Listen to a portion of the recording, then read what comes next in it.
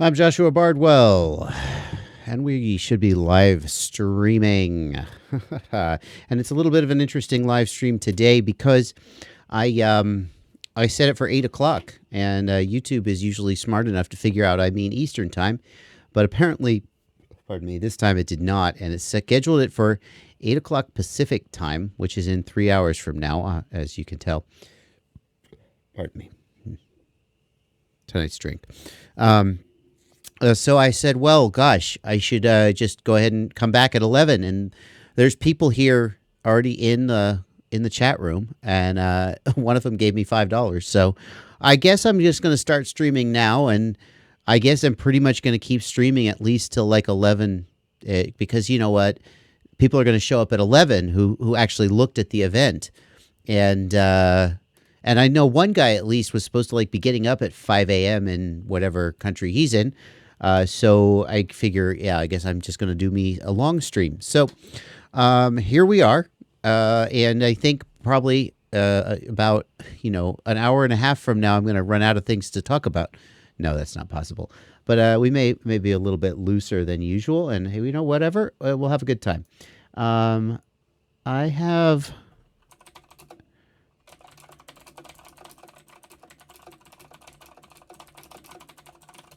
plans for a guest tonight.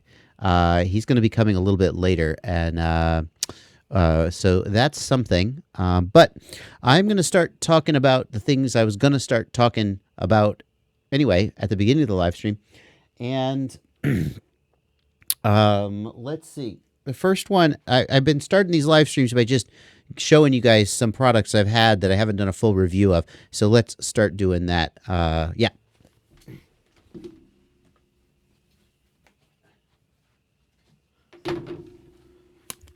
And the first thing I want to show you guys today is this.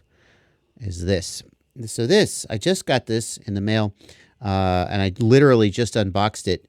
This is the new Wizard, if you can believe that. It's the new Ishin Wizard. How the heck about that? That does not look like a wizard, does it? Wow. That is something. So it's got Ishin 2306 2450 kV motors. That is the new. Remember when everybody's motor was like a 2206, 2450, 2500? Well, now 2306 is the new 2206. So everybody's got a 2306 motor. Ishin 40 amp ESCs. BL Heli 32. Let's see. I don't recognize the flight control stack, but it's got a 36 millimeter video transmitter. It's got a flight controller with an SD card, and it's got this thing also has an SD card. What the heck is that? They've got two SD card slots. That doesn't make any sense. Well, anyway, and it's got the camera it's got like a 2.8 millimeter lens, it looks like. So that's disappointing. Wonders will never cease.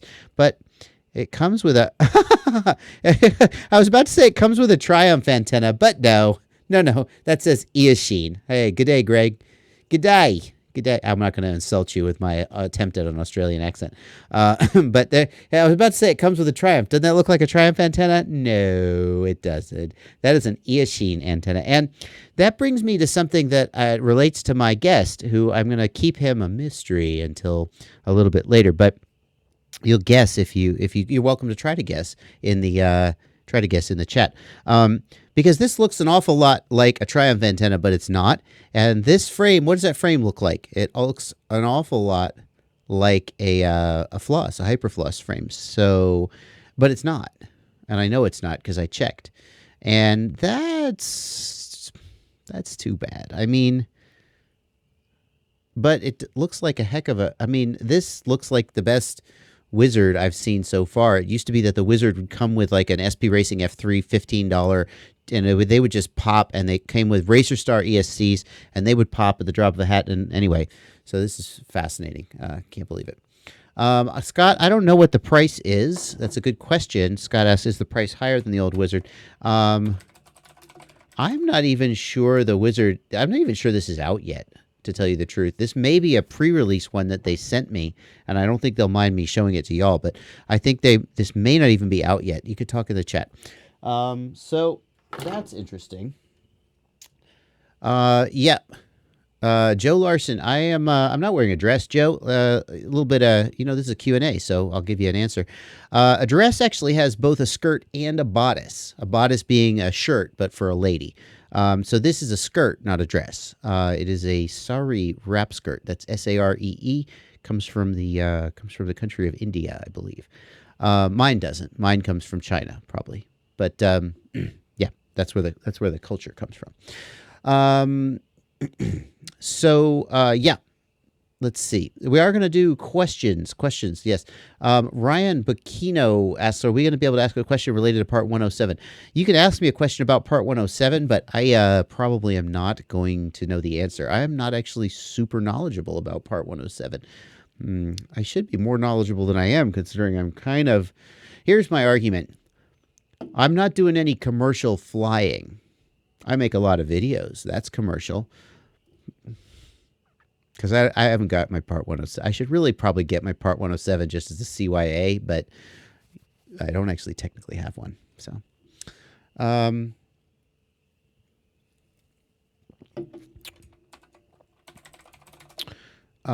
let's see. I see a question. I'm going to make sure I get the answer to the question right. Yeah, no. Somebody asked Quadbox, my opinion about Quadbox. So I don't subscribe to any of those subscription boxes, but I know a lot of people who love subscription boxes. They like the surprise of getting stuff in the mail every month and not knowing what it is.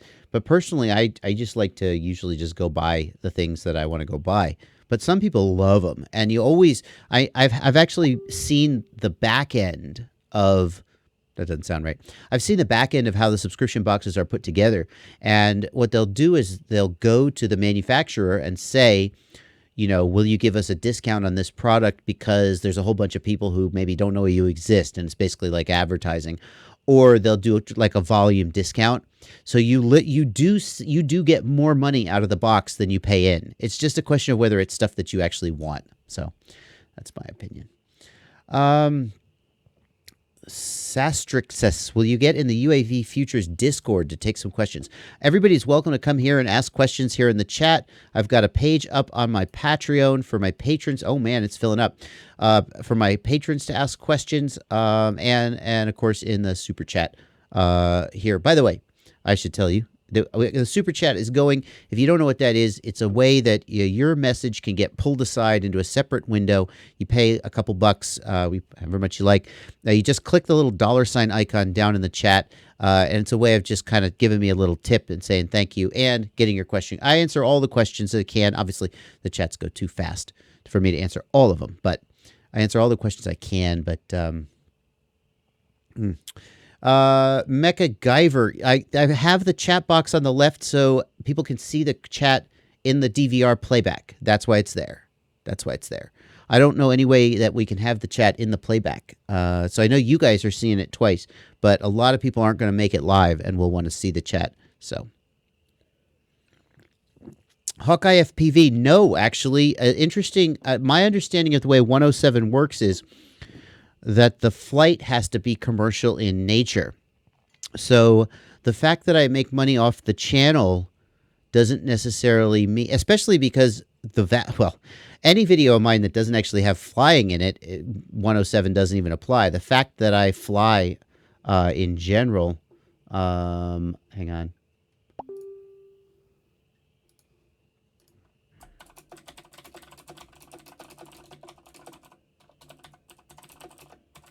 The fact that I fly in general doesn't mean anything. So, yeah, hold on. Hold on a second. Hold on 1 second. I'm gonna mute you. Go. I'm talking to somebody else. Go. When you're somewhere where you can sit down and call in. I'm gonna mute you for now, though. That's my special guest. But if I'm flying commercially, then, and the interesting thing about Part 107 is that whether a flight is commercial or not is determined at the time that the flight is made. So if you make a non-commercial flight, but later make commercial use of the footage, Like, for example, if you were recreationally flying your drone and aliens landed, and later you sold the footage to a news operation, that would be fine. Part one, it was non-commercial at the time of the flight. The fact that you made commercial use later, the place where it gets gray is if you regularly make commercial use of your footage, then saying, oh well, this one was recreational, may not fly, and ultimately it comes down to you go and argue with the FAA. But honestly, I feel like it would be a lot. I would feel a lot better if I had a 107 and there was no question. But I think there's some interesting arguments that could be made that the vast majority of my videos don't even have any flying in them. So they're not, that 107 isn't even really relevant. So yeah, CYA, Tom LeBlanc says CYA at least, cover your butt.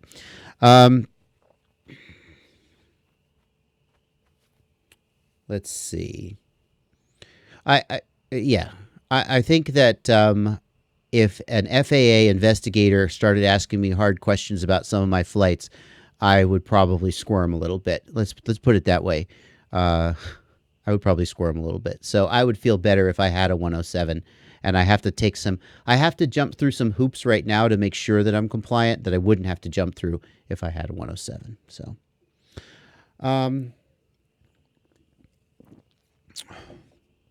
Rogue Rooster asks, what are your thoughts on going bigger than a 5-inch?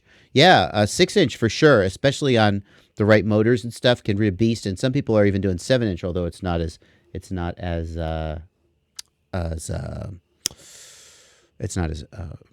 agile. Okay, I got a couple super chats.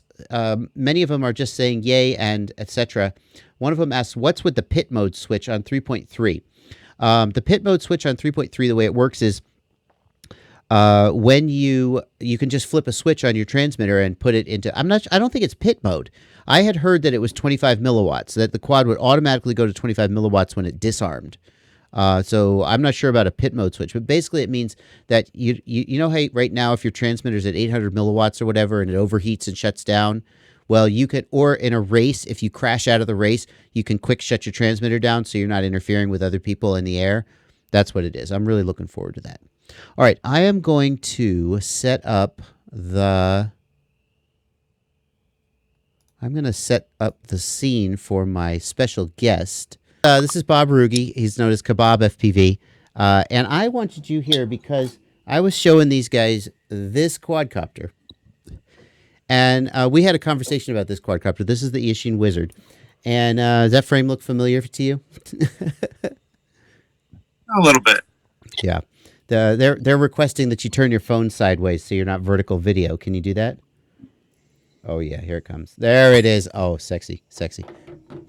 Yeah, so this is actually I called you up and I said, please tell me that this is your frame. And well, it's very close. Yeah, but they didn't actually make a deal with you, did they? They never told me. It was like a surprise. Yeah, that's a shame. But we had a conversation about that. What did you say? You said, are you mad at Eachine that they ripped you off? So from the very beginning, when I started making all this stuff, from the dental industry and other industries, I've seen China do what they do. I know what they do, and I always try to figure out a way to battle it. So that's primarily why my stuff isn't extravagantly priced, because I know people are going to copy it, and I don't want to give them a reason to go and look and seek out the copies.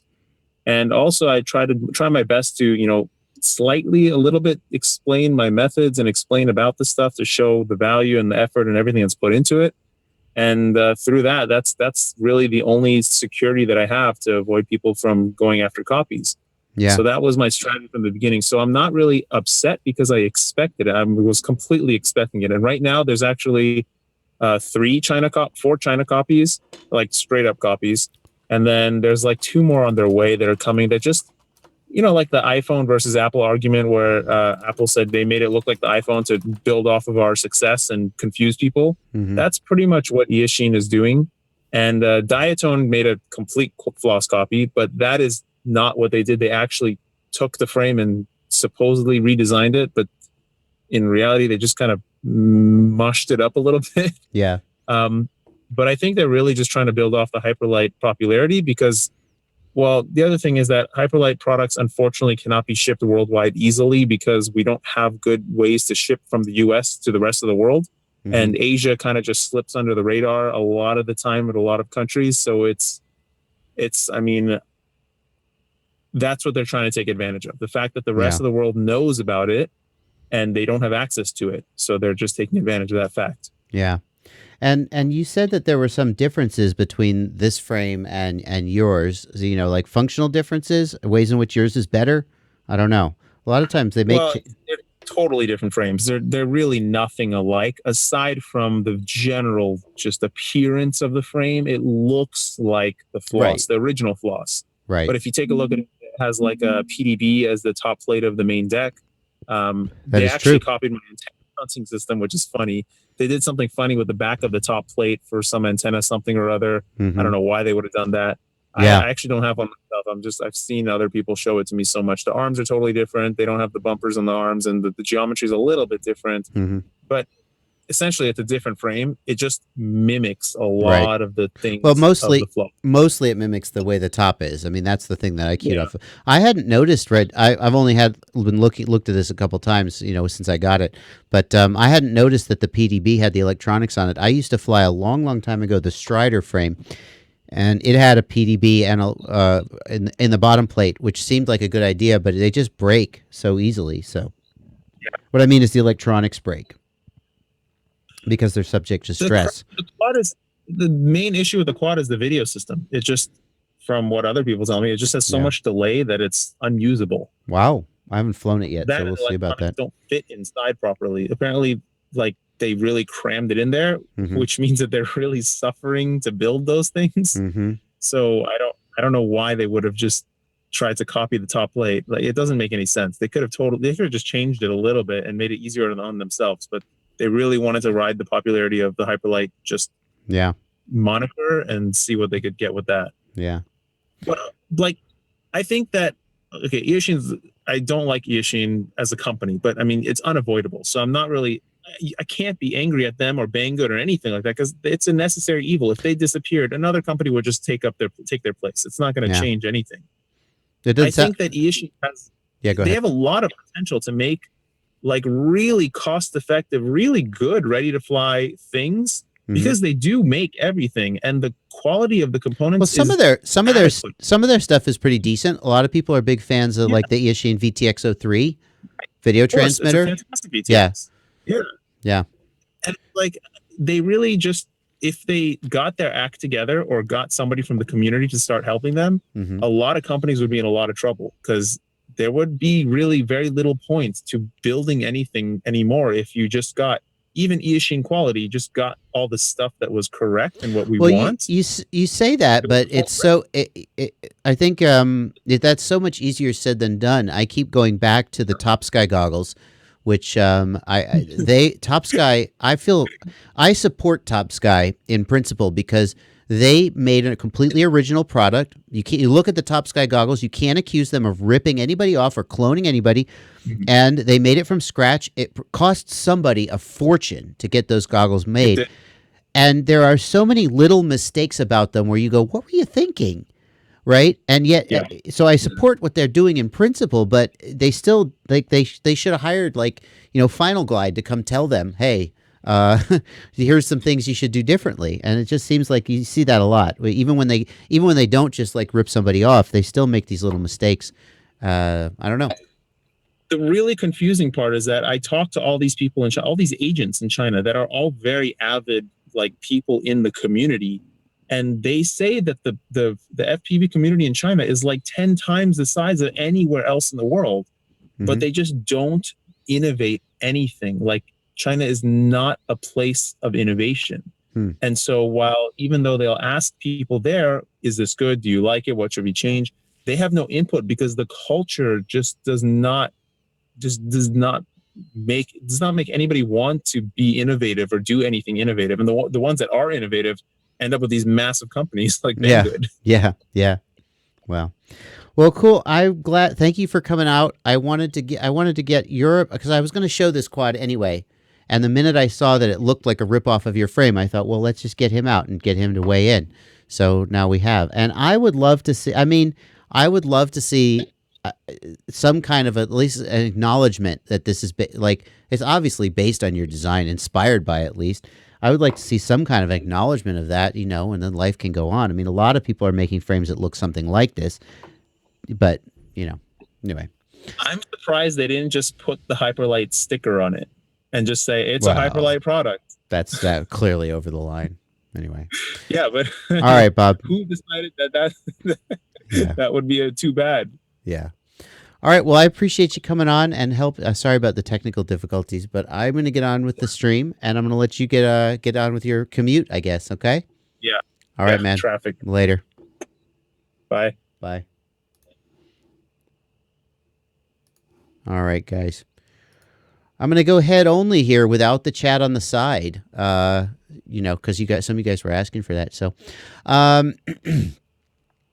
yeah, that's what your dentist is doing back behind the scenes. Let me get straight to some of these questions now. We got a ton of questions on the Patreon page and in the chat. One of the questions that I see is Eachine Pro 58 with Achilles. Thoughts? How does this compare to the big dogs? Here they are right here. So I've been running these goggles with the Eachine Pro 58 module. It's about a $25 module from Eachine. When I first saw it, I thought it looked like a cheap piece of junk, and I didn't even want anything to do with it. But GC9N, George, I'm going to try and say his last name. He's the developer of the Achilles firmware.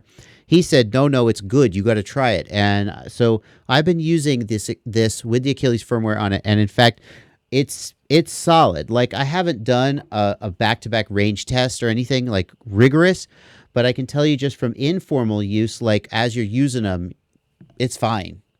And for $25 for the Eachine Pro 58 module, and then $11 or 11 euros for the Achilles Pro firmware, you're up for like $40.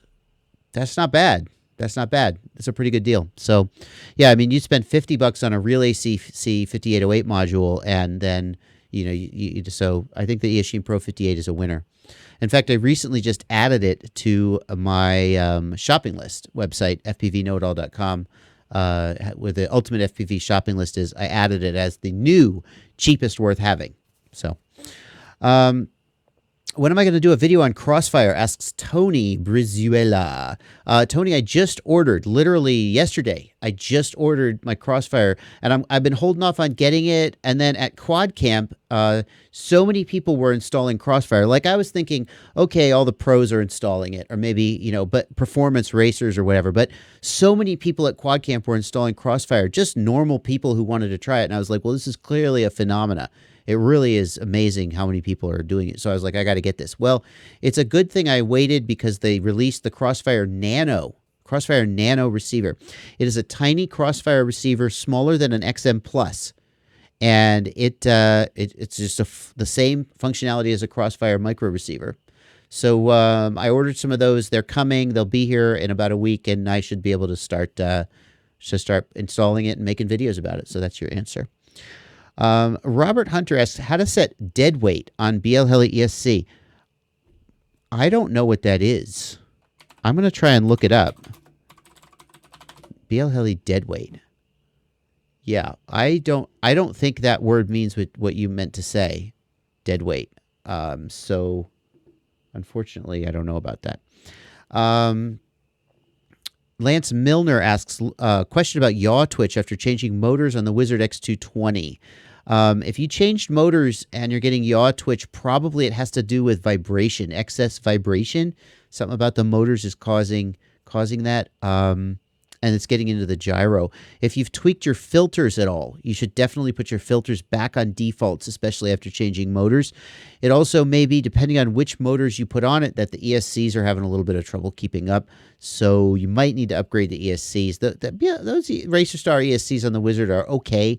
But depending on what motors you put on it, they may not like it. But the first thing I would do is I would make sure the filters were at the defaults, and I would consider changing, soft mounting either the flight controller or the motors. Let's see.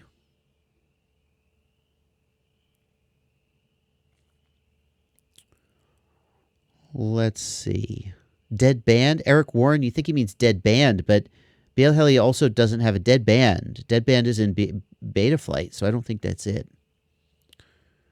Let's see. Can you use XSR with a Crossfire rig? Garbage Can FPV asks. So Crossfire is its own transmitter module and its own receiver.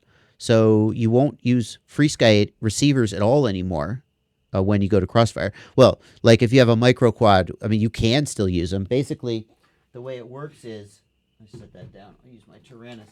The way it works is the Crossfire module goes in the back here. Crossfire module goes in the back here. Your main radio still works, so you can still use FreeSky for any quads that need it, but Crossfire is there. And yeah. Do I enjoy flying line of sight? No, I do not. I'm not any good at it, and I don't do it. Yeah. What's a suitable size motor for a 6-inch build? Is 2306 not enough? No. You may not remember this, but we used to fly 6-inch on 2203. So 2306 is more than big enough for a 6-inch prop. Modern motors are so powerful and so torquey, you're going to be fine. It's really more about the torque, which has a little bit to do with the KV. In general, you're going to want to swing a 6-inch prop at lower RPMs just to keep your battery, your current draw reasonable. But a 2306 motor, absolutely. Michael Austin asks, will you release a 5S parallel board? I two things to say about this. He says 5S parallel board is pretty much going to be the new standard. You kind of are, I think you might be right about that.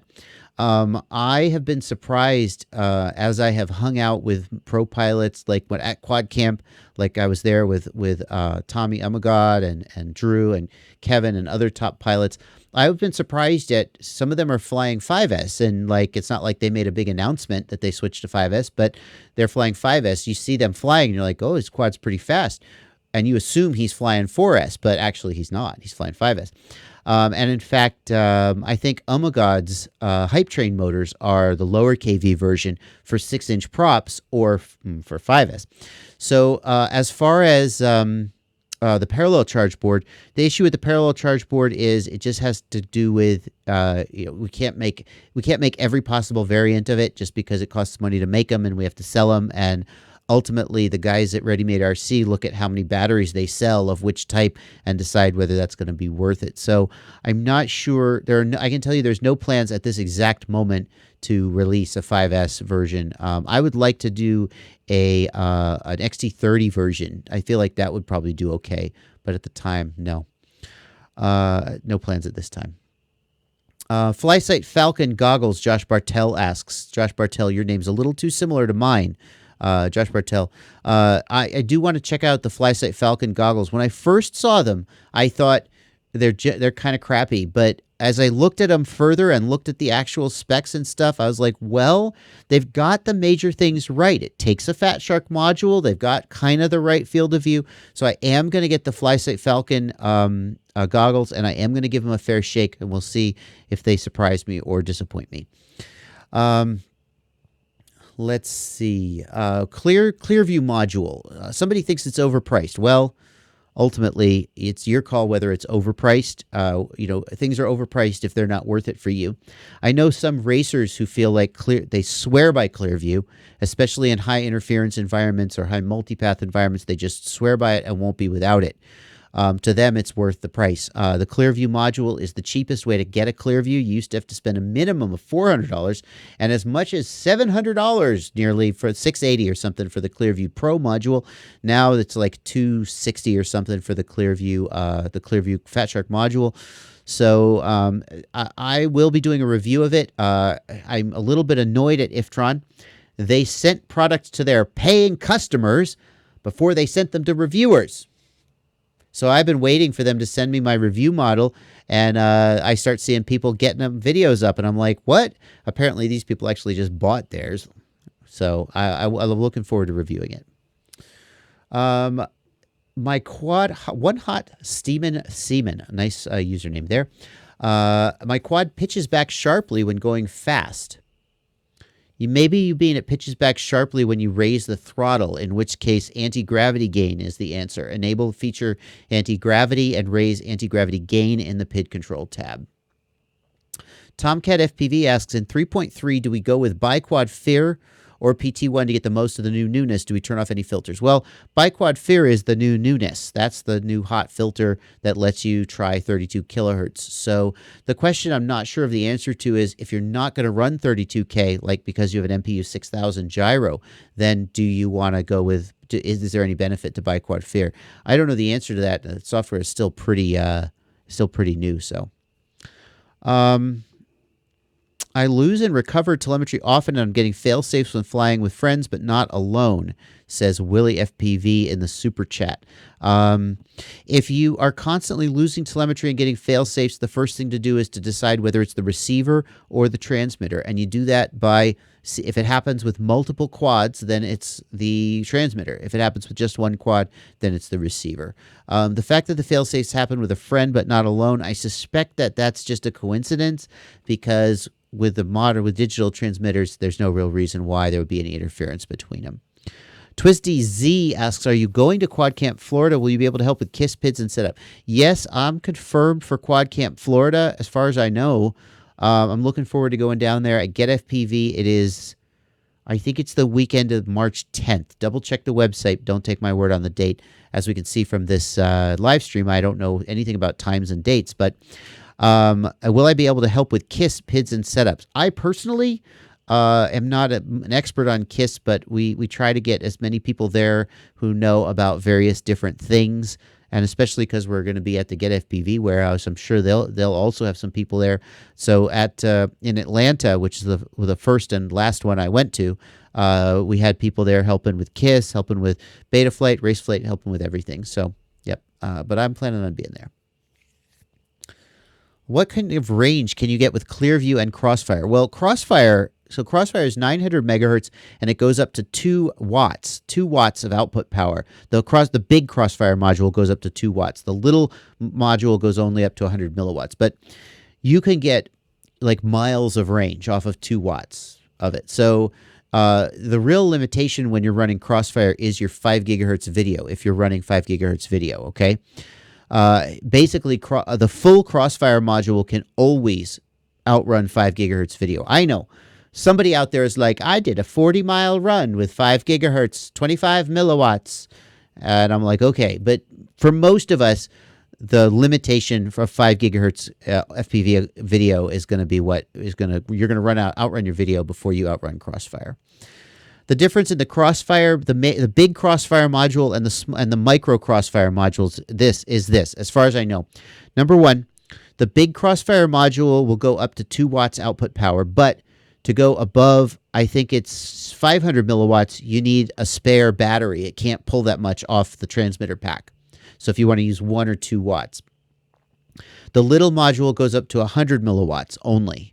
However, you may think, well, 100 milliwatts isn't that much, but I talked to Stinger Swarm about his Crossfire setup, and he said at 100 milliwatts, he basically never gets even close to fail-safing before his video gets to the point where he doesn't want to fly anymore. So essentially, what I took from it is that if you are running 5 gigahertz video, you probably can go with the micro transmitter module and be fine.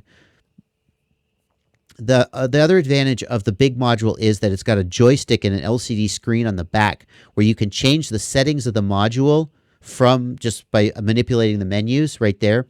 Whereas with the micro module, you need to use a Lua script on your transmitter to configure the module, which some people may not be comfortable setting up the Lua script. So some people told me that they bought the bigger module, the bigger Crossfire module, just so they didn't have to deal with the Lua script. But the bigger Crossfire module is like $100 something more than the little one. So it's, I don't know, go check the exact price, but it's significantly more expensive, and it's a lot bigger. It takes up more room on the back of your transmitter. So I personally got the micro Crossfire module because I fly 5 gigahertz. I don't really do long range. And I think for a typical FPV pilot, that's probably going to be fine. What video band do you recommend with Crossfire? Asks Daytona FPV. So I think the gold standard for FPV range is 1.3 gigahertz. I've seen some 1.3 gigahertz videos where the guy is just flying all over without breakup. I couldn't freaking believe the range this guy was getting off 1.3. But if you're flying a midi quad, then a 1.3 gig antenna is going to be pretty massive. So it's different if you're flying something like a wing. 2.4 gigahertz video, one of the big problems is if you fly with anybody else, they're not using Crossfire and you're going to interfere with their transmitter. So I generally tell people to stay away from 2.4 gig video just as a courtesy to other pilots. But if you know you're flying by yourself and you're doing like long range runs, then 2.4 gig can be okay. But I'm not really an expert on any kind of long range stuff. So you got to take this with a little bit of a grain of salt. Nub, the dead. Oh, you're talking about the dead time. Nub says the dead wait time controls sets the time between the FETs being energized. And that's going back to this question somebody posted in the super chat. Where is it? How to set dead weight on BL Heli ESC. Don't change that at all. Changing the dead time for the FETs can fry your ESC or your motor. So I don't think you should change that at all. You should always flash the same firmware and don't change that. So let's see here. What's the best ratio for goggles, 16:9 or 4:3? I think that depends on what cameras you intend to fly. Almost all of my cameras are 4:3, and I prefer to 4:3 goggles. I have flown some 16:9 cameras and 16:9 goggles, and they look really nice. But 16:9 goggles typically have a smaller field of view. Most of them do. Many of them do. So I like the larger 4:3 screen myself. Let's see. Let me go over to the patrons thread. There's actually a bunch of questions over on the patrons thread. Let me try and answer some of these questions from my patrons. By the way, I have a Patreon. The Patreon is it's on patreon.com. It's Joshua Bardwell, and you can find that. Well, you can go to Patreon and search my name. And that's a place where if you like, you can sign up to give me $1, $2, maybe more dollars a month. Kind of gives me a regular, YouTube is always up and down and up and down. You never know what you're going to get. It's always nice to have a sort of a foundation of income that I can count on. So if you feel like supporting me there, that's always nice. Even $1 or $2 a month makes a big difference as it adds up. So I'm taking some questions just for my patrons here. Let's do that. Wes Seeley asks, after building a custom 5-inch or whatever, how should I test to tune? Should I try and fly with the stock config or use someone else's tune? I do not suggest using someone else's tune unless they have like an identical build to you. I don't suggest using someone else's tune. Start with the stock PIDs and sort of go through the process. I have a practical PID tuning playlist, which has my PID tuning process. I would start with the latest one and work your way backwards, because the early ones are from much older versions of Betaflight. It's still worth watching. So, but the process is kind of the same, but the more recent ones are a little better for people running recent firmware. But yeah, no, I would start with the stock PIDs and tune the stock PIDs. Dustin Lewis, hey, I know Betaflight 3.3 is coming out in a couple of weeks. Am I excited about 32K gyro sampling and the new filters?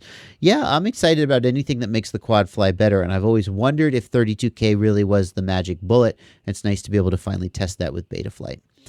He says, I'm thinking about swapping out my Maytech F405 with an F77. Do you think F7 is necessary yet? That's a really good question. I actually got sent the new Betaflight F7 flight controller. You guys may have seen this. It came out from FPV Model. Did you know that Betaflight runs slower on an F7 today than on an F4? That's kind of counterintuitive, isn't it? Because the F7 is a faster processor, but there are some inefficiencies. There's some problems. Some optimization is needed for the code, and for whatever reason, the F7 runs slower. So if you want to run 32 kilohertz Betaflight today, F7 is not the way to do it. And in fact, I think I remember hearing that they wanted to get the F7 optimizations out for 3.3, and now it's been pushed back to 3.4. So it's cool that these, like the Maytech F722 is a cool flight controller, and the Betaflight F7 is a cool flight controller, but I actually don't think, I think the main reason to go with an F7 today is because you don't have to deal with inversion, and there's lots of UARTs. But if you would just want processing speed, it seems like, unfortunately, F4 is where it's for at least this coming generation, Betaflight 3.3 of processors. So let's see. Elmer P. Labella asks, building a Norris. That's a Catalyst MachineWorks Norris. But the 3.3 or 5 volt solder pads came off on the Bardwell F4. That's a bummer. That's a real bummer that they came off. Not sure if this is what caused my magic smoke. Okay. So there was some smoke and some solder pads came off. Could I have overloaded the regulator? Well, if you overload the regulator on a flight controller, it's unlikely to smoke it. Usually the regulator will just kind of shut down, go into a self-protection mode and shut down. So if the smoke comes out and you lifted a solder pad, it seems like usually, I feel bad saying this, but a lot of times when people lift solder pads, then they say, hey, your board sucks, the solder pad lifted, and then Race Day Quad says, hey, will you send us a photo of the board? And when the photo comes in, it's pretty clear the person isn't very good at soldering, which there's no shame in that. A lot of us aren't good at a lot of things. But if the pad's lifted, it might have been that too much heat was applied to the board. And if too much heat was applied to the board, that could have caused a short, and that could have been why the smoke came out. So I'm sorry to hear that. But it's unlikely that you smoked it by overloading the regulator. Danielle Galperin asks, why is there still no decent software in existence that can tune a quad to near perfection? Apart from G-Tune. G-Tune never did work very well. We have machine learning and all that amazing AI software. Great, Daniel. The thing is, the processing power on these flight controllers is fairly limited. I will say there's a thing. Hang on. Yes. There's a thing. Let me see if I could share this with you. Hold on, guys. I'm going to try and share this with you. Monitor right. There we go. This is a project. I've been meaning to make a video about it, but I just haven't gotten to it yet. This is a project on GitHub called Plasma Tree PID Analyzer. This is an offline PID analyzer. Guillermo, I'm not ignoring you. I'm not ignoring you. I see you, Guillermo. I'm just not answering your question. There are a lot of people whose questions I'm not answering. I have reviewed microquads, Guillermo. I just reviewed the freaking GT90 and the Babyhawk R and the Acro B and the freaking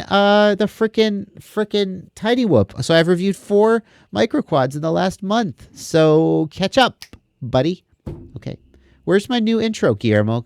Stop asking questions and get back to work on my new intro. Guillermo made my channel intro, my little, he did a real good job. He made it for free. He just said, here, I want to give you this. He's a nice guy. I shouldn't yell at him. Sorry. Okay, so the Plasma Tree PID Analyzer.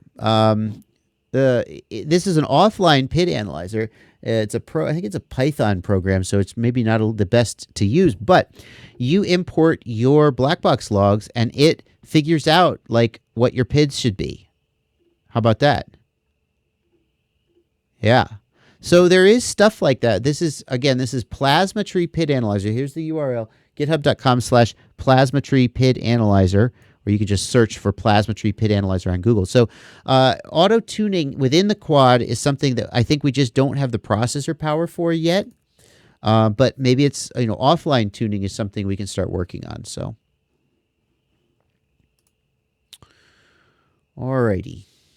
Let's see. Explain why I can't manually spin the motors when the ESC is bad or the motor wire is touching. So what I want you to do, 920 FPV asks that. What I want you to do is I want you to Google Bruce RC Model Reviews. Bruce from RC Model Reviews has a video, and the video is about FET drag, FETDRAG. And if you search for FET drag RC Model Reviews, you'll find it. It's a YouTube video. He answers the question much better than I can. How do you find IR-sensitive cams like the Runcam Owl, asks Militant Peaceist. Is the Eagle good enough for night flying? Yeah, so Militant Peaceist, the Eagle 2 has very, very low light capability. On paper, it's the same as the Owl, I think. You should do some research on YouTube to see how they stack up. But the Eagle is very good for night flying. I don't know if it's quite a Starlight camera, but it's very, very good. True Style FPV asks, thinking about getting the first diversity module for Fat Sharks. What are your thoughts on the new LaForge V4? The new LaForge V4 is pretty freaking cool. They finally added a USB port, which I've been asking for a while. Go figure. I'm not their top priority. So you can program it now without having a weird adapter. And it's got a in-goggle OSD, so when you can just leave the goggles on your face, you can reach up and push the buttons and see the channels and stuff. And it's got some offline tools, some computer-based tools like a spectrum analyzer that you can see on your laptop. Pretty freaking cool. So I'm a big fan of the new LaForge V4. I used to say that Furious and LaForge were kind of neck and neck. I'm not convinced that a lot of people would say LaForge beats them in terms of performance, but I felt like they were really too close to call in my testing. Now everybody will be angry with me for saying that, but I felt like the LaForge V3 menus were a lot cleaner and easier to use than the TrueD menus, but the fact that TrueD is a single module is an advantage for some people. But I feel like with LaForge V4, they really have taken a step ahead of Furious in terms of functionality. So that's pretty cool. Clearview is just a whole nother thing. I mean, it's in a league by itself. In terms of RF performance, I haven't tested it yet, but the Clearview module was just pretty amazing. The Clearview ground station was pretty amazing. The Clearview module hopefully will have similar performance, and then it's just a question of whether you're willing to pay for that. But you do lose a lot. I mean, they have that little one-click button interface, so to change shits like short click, long click.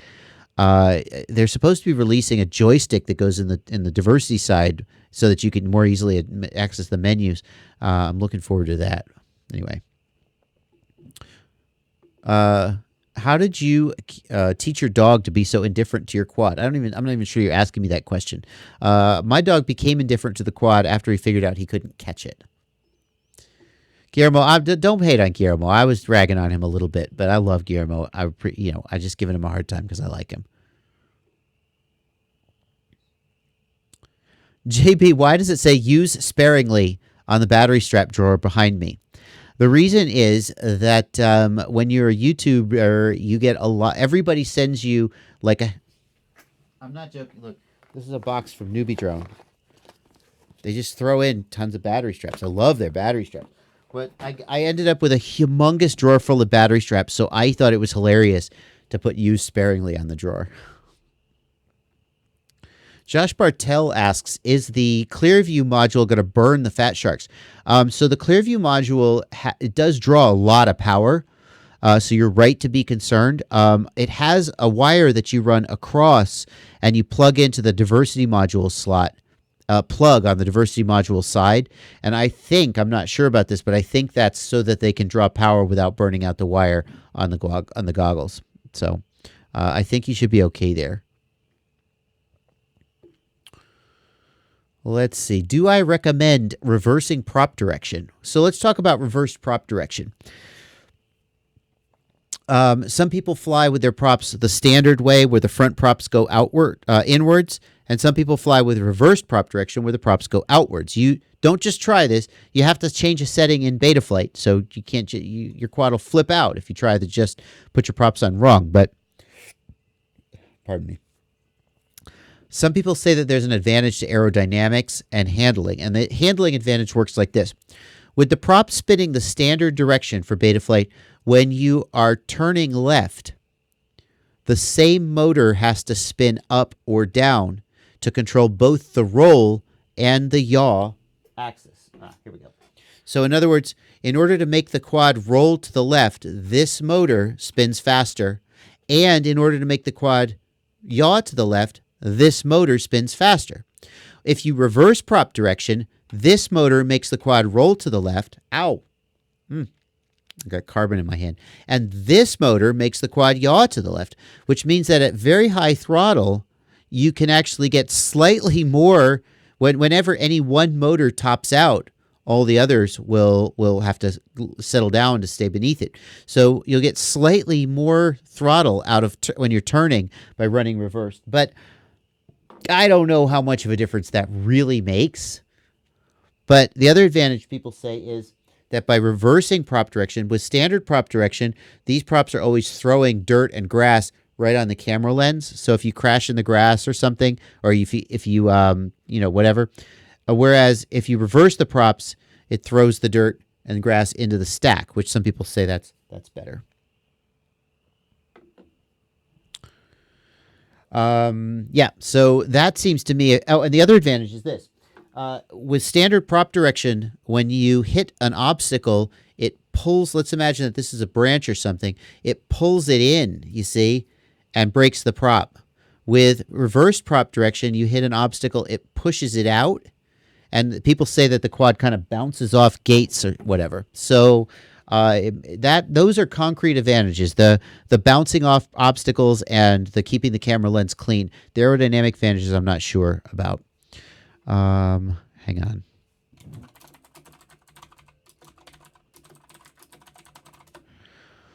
Let's see. Yes, Gadoosh says it bounces off stuff. A lot of people say that. You're a lot more likely to just bounce off an obstacle and not break a prop. And it's especially the case for racers who are concerned about hitting gates and bouncing off.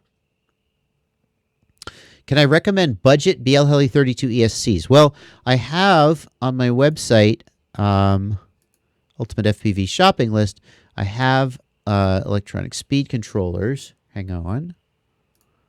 Here it is. FPVknowitall.com, the Ultimate FPV shopping list, and I have a section for quadcopter parts and electronic speed controllers. So for BL Heli 32, though, I don't think I have a budget BL Heli 32 on here.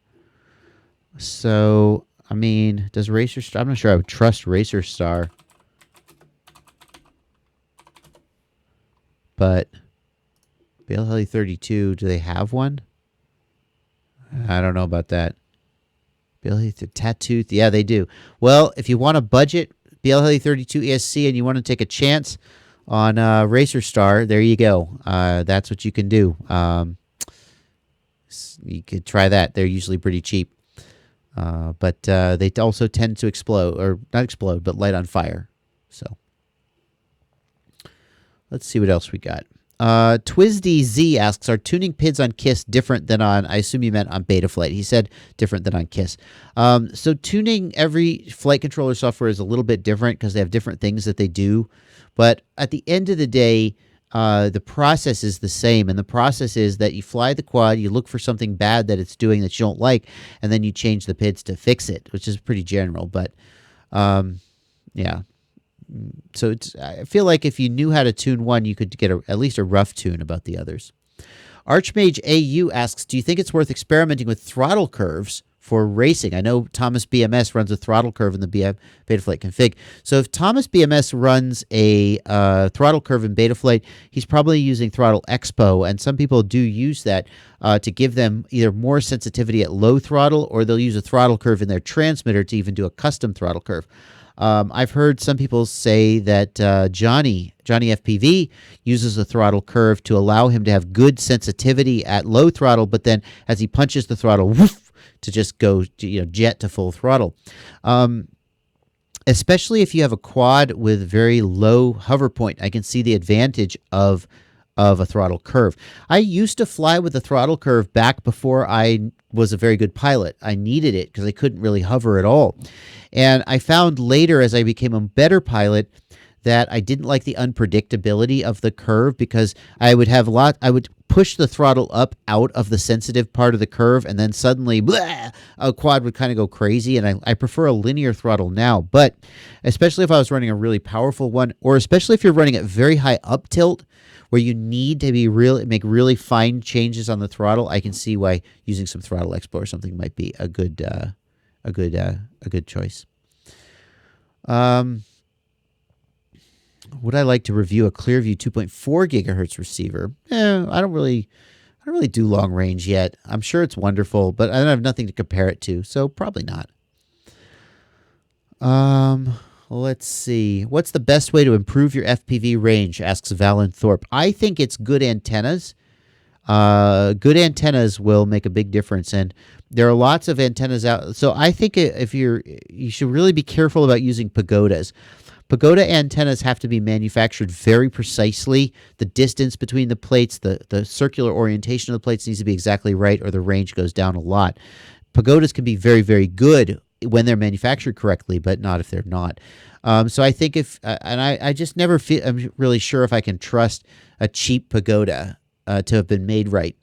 So if you want to try to improve your range, the first thing I would do is if you're using cheap antennas, maybe splurge on a good set of antennas like a Luminaire Axie or a TBS Triumph, something that's a known quantity. Yes, there are good cheap antennas out there, but how do you know if you've got one? And if you're already complaining about your range, maybe it's worth $20 or $40 or whatever it is to get an antenna, a set of antennas that you know are going to be good. And then the other way to improve range is to increase your output power and have a good video transmitter. But a cheap video transmitter at 500 milliwatts is probably going to do better than like a really good one at 100 milliwatts, but a really good one at 500 milliwatts is probably going to do even better. At the end of the day, 5 gigahertz is not spectacular for range. Yes, with the right equipment, with directional antennas and everything, you can get good range out of 5 gigahertz, but it's just, it doesn't really penetrate as well. It doesn't have as great a range as something like 1.3 gigahertz. So let's see. Let's go back. Let me check on the... Oh, hang on. Let's see. Am I reading these questions from Patreon? Nico Myers. Yes, I am reading the questions on Patreon. I did 5 or 6 of them a little while back. I'm kind of doing them in batches. Nico, I am also reading the questions from the chat right here, like I just read yours. So,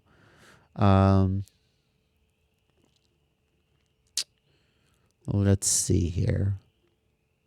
Which low ESR capacitor should I use?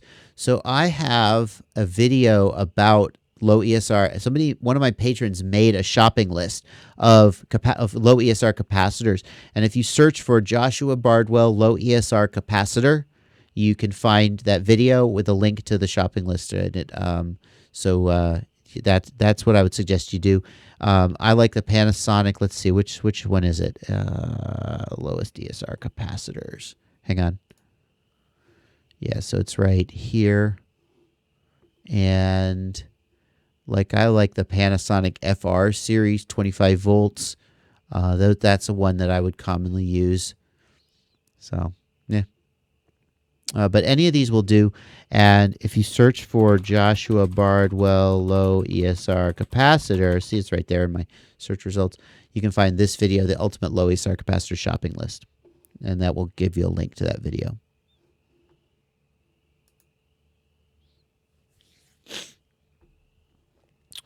Is FreeSky S-Bus, Nicholas Myers asks, is FreeSky S-Bus different from Futaba S-Bus? Yeah, they're different. FreeSky S-Bus is inverted. Futaba S-Bus is not inverted.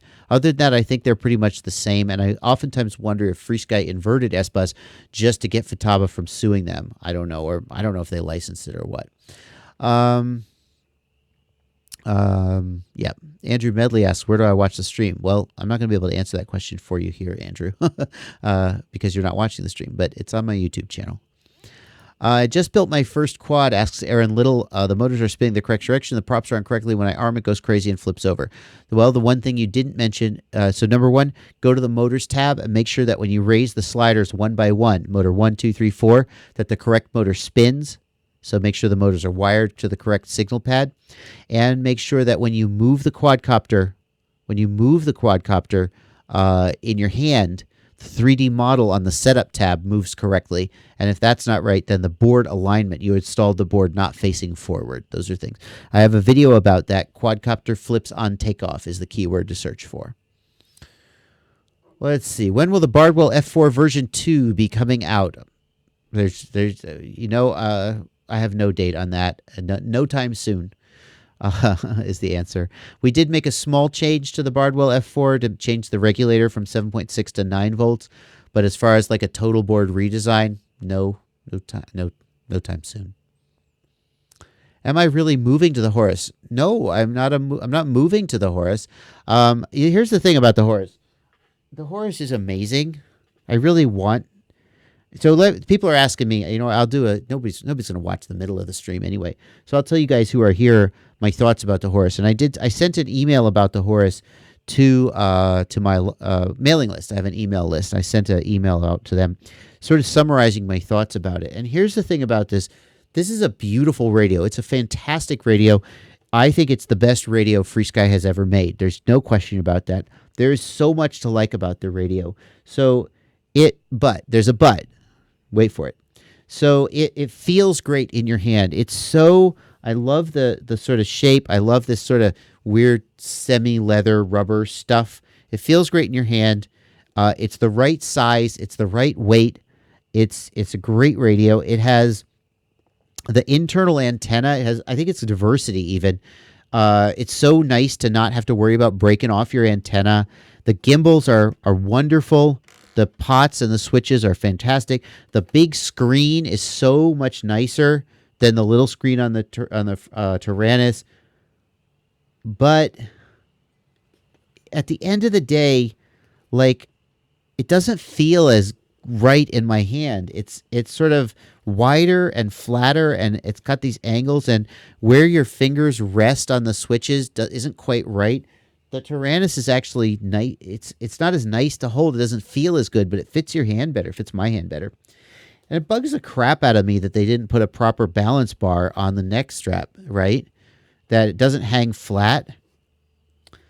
And here's the final reason why I probably will not switch to the Horus permanently, which is that, like, everybody who watches me, they probably all own a Tyrannus, and it's like the X10S is like $460, and it has the upgraded gimbals, and then the X10 without the, still with pretty good gimbals, but not the top of the line gimbals, is like 300 and something, 38. I don't know. I should look it up, but they're really expensive, and they're so much more expensive than even like a Tyrannus SE, which is a pretty good radio, comes with the M9 gimbals. I think I'm going to stick with the Tyrannus, number one, because it just feels better in my hands ultimately, even though it's not as nice, as luxurious, it fits my hands better. And because as like a reviewer, I need to make content for that you guys. So I don't want to just get this top of the line equipment and forget about, like the little guys. I want to use the equipment that you guys are using, and most of you guys are not probably going to be using the Horus. So I don't know what I'm going to do with the Horus, but I'm probably going to make a bunch of videos about it, and then I'm probably not going to keep it. I might do a giveaway. I don't know. Yeah. So there you go. But here's the thing about the Horus.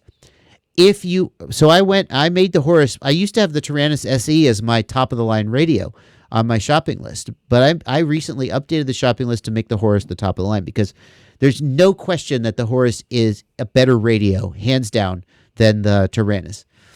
The little nits about, it doesn't quite fit your hand as well, there's so much more about it that's better. If you have $370, or somebody told me in the chat, $370. If you have $370 that you want to spend on a radio, the Horus is a fantastic radio. You will love it.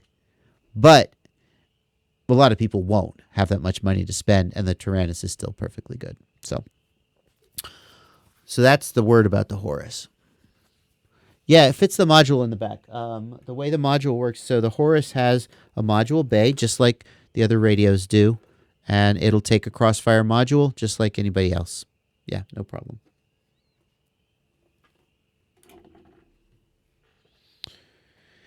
Ludicon says the X10 and the X10S need the inverter mods to run full-speed Crossfire. I did not know that. I thought that was just the QX7. So you're telling me that they also need the inverter mod to run Crossfire at full speed. That's a real shame. Yeah, how about that? I didn't know that. I assume you're correct about that. Andrew Williams asks about upgrading from a DX6 to an X9D.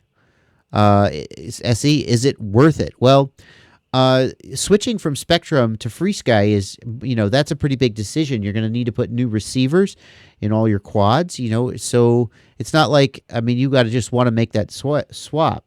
I feel like FreeSky, obviously I fly FreeSky, and I feel like FreeSky is where I want to be. So, I feel like the receiver ecosystem is good. There's a lot of different receivers for you to choose from at different price points, sizes, and capabilities. And I feel like the Tyrannus with OpenTX is just the best.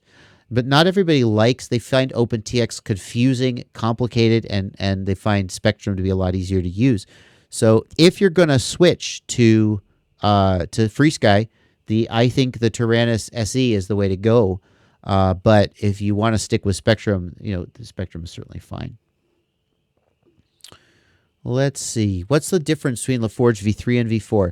V4 has a USB port for a programmer, so you can update the firmware without a little weird programming adapter. You can just plug it into USB.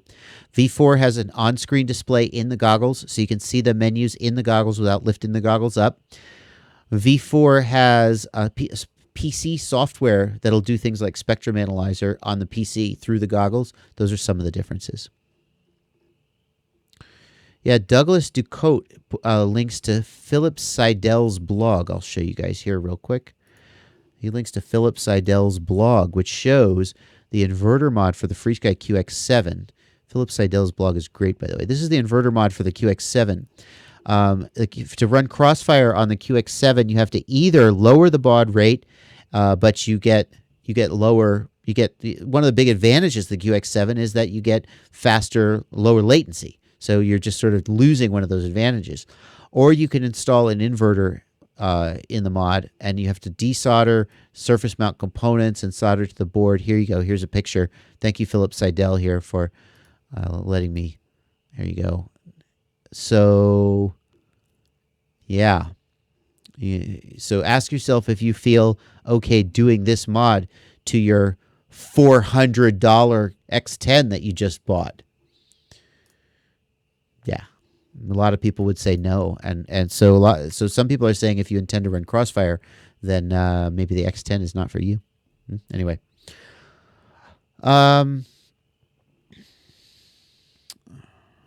let's see here. Joshua said, Calvin Wilkins asks, Joshua, I pulled off the pad for video signal on your JBAIO board. I've soldered the VTX wires together, so I have video, but no OSD. No, there's really no way to, some people ask, can you remap the video pins? No. The only thing you can do is sometimes you can scrape back the solder mask and expose a little bit of the wire. So the pad goes to a tiny, tiny little trace on the board. And if you carefully take a razor knife and scrape back some of the solder mask, sometimes you can expose the wire, the trace, and solder directly to the trace. But if you were, how do I put this? If you lifted the pad, it might have been an accident or a fluke, but it might also mean you're not fantastic at soldering, in which case trying to solder to the trace probably isn't going to work well for you either. So there. Two Dog RC, you're talking about the Betaflight F7. I talked about this a little bit earlier, but in short, I mentioned that Betaflight runs slower on F7s now than on F4s because the code is not optimized for F7 architecture, which means that if you want to run 32 kilohertz, yada, yada, yada, an F4 may actually be faster and better, at least until Betaflight 3.4. Let's see.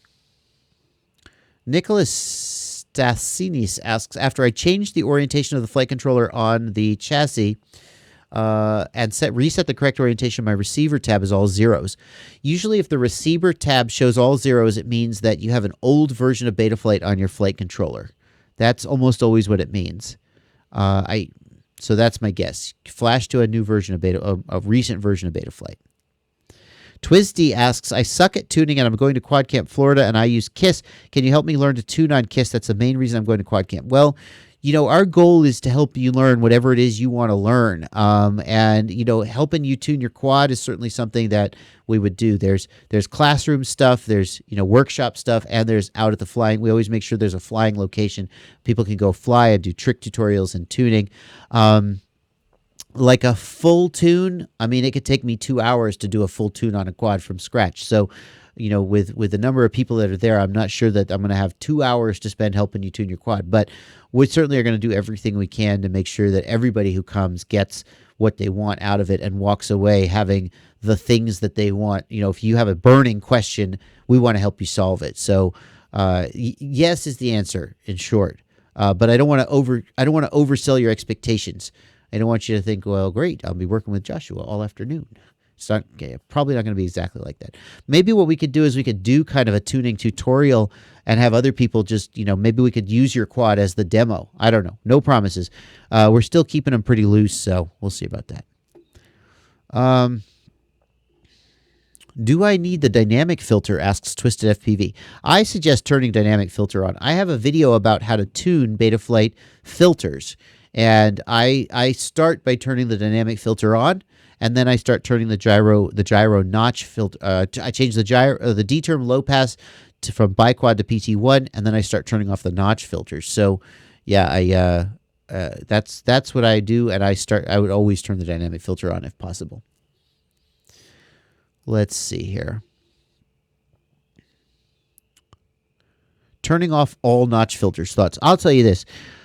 I turn off the 2 gyro notch filters on basically every quad I have. Now, I suggest if you're going to do this, that you turn one of them off, fly, feel for hot motors. Turn the other one off, fly, feel for hot motors. And then you can turn the D-term filter off, the D-term notch filter, not the low pass, but the notch filter, last. That's the last one and the most likely one to smoke your motors. But I turn the 2 gyros off on basically every quad and have no problems. If you skip steps and turn the 2 gyro notch filters off, and you burn a motor, that's on you, not me. The other thing is, don't turn your low pass filters off at all. Don't turn gyro low pass or especially D-term low pass off, because that's really likely to burn a motor. Jamie Mantegna, you asked, gives $10 in the super chat, thank you, and asks, love the show. Where did you get the lights you have on your workbench behind you? I will show you the answer to that. Let's see. They are... There we go. I've searched for it many times before. This is what it is. You can get it off Amazon. Neewer dimmable bicolor LED, $75, 480 LED beads. That's what it is. I should give you oh, can I do this? Oh. I don't know if that's going to work to paste that in the chat. Actually, I think Amazon's terms of service don't let me. I don't think I'm allowed to do that, but that's what it is. The Neewer dimmable bicolor LED, $75. It's pretty good. Derek Pelzer asks, what do you consider to be hot motors? Well, hot motors, here's the rough guideline. If you pinch the motor with your fingers and after a couple seconds you go, ooh, ow, ooh, that's pretty uncomfortable, that's too hot. If you pinch the motors with your fingers and after a couple seconds you go, okay, then that's fine. That's a rough guideline. What do you think is the best tablet for Betaflight now that the Chrome app is gone? Well, you know, in the last live stream, there was somebody who had a, what was the brand? What was the brand? It was RCA Cambio. Yes. So one of the people who called into the live stream had an RCA Cambio, $111. Go click my affiliate links before you buy these, okay? I'm not pasting them in the chat. Just go to fpvknowitall.com/support me, and my affiliate links are there. Or you could just go to any of my videos and find one of my affiliate links. But the RCA Cambio, it's one of my people who called into my previous live stream had it, said it was pretty good. And it's pretty cheap. RC Flyer 101 says, hey, Josh, my Betaflight still works. I thought it was going away. Well, it still works, but it's not being updated. So if you're running the Chrome app, it's not on the latest version. So you need to go ahead and update. You need to switch over to the standalone. And it won't die yet, but it will die someday. Let's see here. Well, Alex Dalton asks, could you turn the filters off and turn them back on if your motors get hot? Yes, except you could smoke a motor. So you land and you're flying with the filters turned off, and suddenly the quad falls out of the sky. And when you pick it up, it smells like burnt enamel and one of the motors doesn't spin anymore. Oops. So it's best to turn the filters off gradually and be careful and feel for hot motors. But I feel like if you have new motors and you're a decent builder and, if you have a decently built quad with quality components, just about everybody probably can turn the 2 gyro notch filters off if you turn the dynamic filter on. It's really the the D-term notch that is most likely to smoke the motor. What's the advantage of turning off the filters, asks the Lightning Stalker. The advantage of turning off the filters is that it reduces the latency. So the data comes into the gyro, and the gyro tells the PID loop what the quadcopter is doing, rotating in space, vibrating. The PID loop then filters the data to get rid of garbage that just gets in the way, noise, and that filtering causes latency in the data. And it means that the PID loop is just a little bit behind reality. The less filtering you do, the less delay there is between when the data comes into the PID loop and when the PID loop actually acts on it. So that means that basically you get better handling, better prop wash handling especially. Let's see. What's a good prop and motor combo for a 7-inch quad? Boy, I don't know. I haven't built one. So I think that at 6 inches and below, I never bother balancing props. It feels like, for me at least, if I was on 7-inch, I would want to get some quality props that I knew were well balanced at the very least. Will turning the filters off degrade your video feed? That's a really good question. Gavlar FPV 78. Will turning the filters off degrade your video feed? The answer to that is actually yes, maybe. And here's why. There's a feedback loop between vibration and electrical noise in the quadcopter. The motor makes vibration, physical vibration. That vibration is picked up by the gyro. The gyro feeds that into the PID loop, and the PID loop responds to it by changing the motor outputs. And what that means is that physical vibration can induce electrical noise from the ESCs, and that can make your video worse, especially the D-term filter, not so much the gyro filters, but it is possible that when you turn these filters off, your video feed will get worse. I would just add capacitors to the quad at that point and try and clean the noise up, but that's up to you.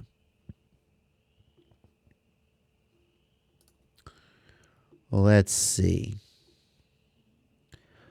RJ Blank, I'm going to mispronounce your name, so I'm going to skip it. RJ asks, new to quads, DX6E Inductrix Pro. What to buy for a ready-to-fly mini quad? Want to move up to larger size for outdoors.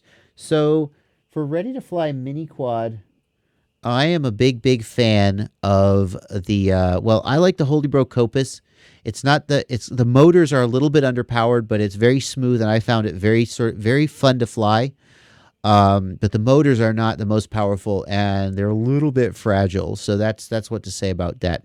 But I think it's a pretty compelling package and ready to fly. Well, it's ready to fly. You need to put your own receiver on it, so it's technically plug and fly.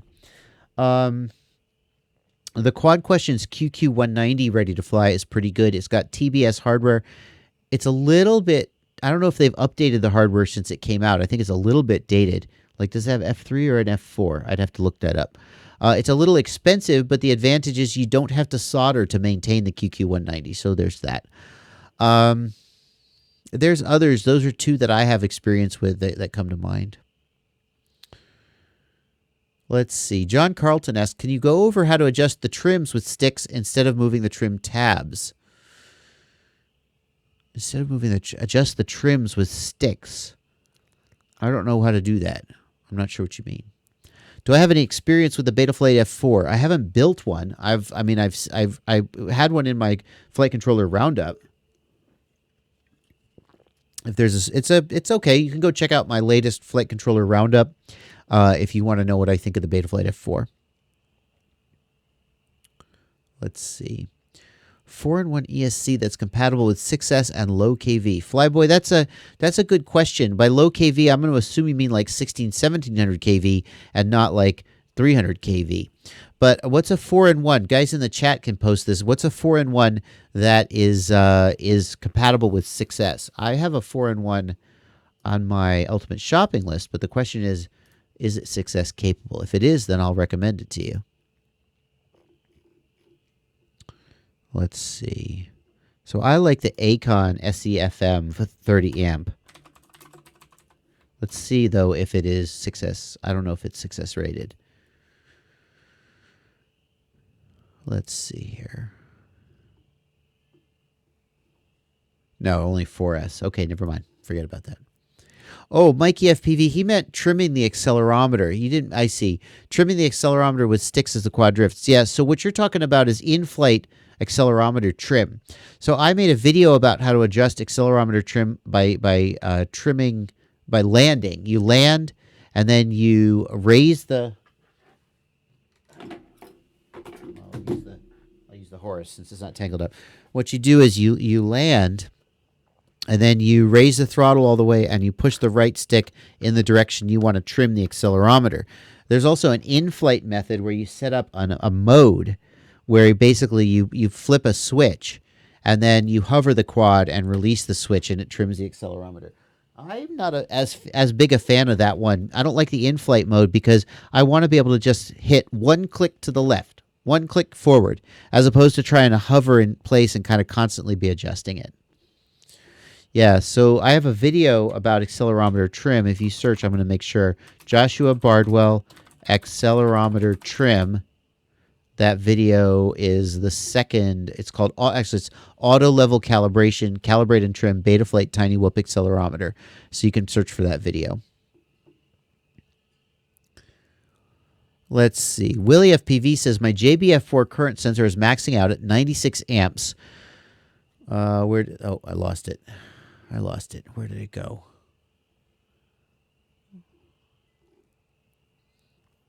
Oh, he retracted the message. Never mind. Okay, Willie. Let me make sure no more questions are coming in.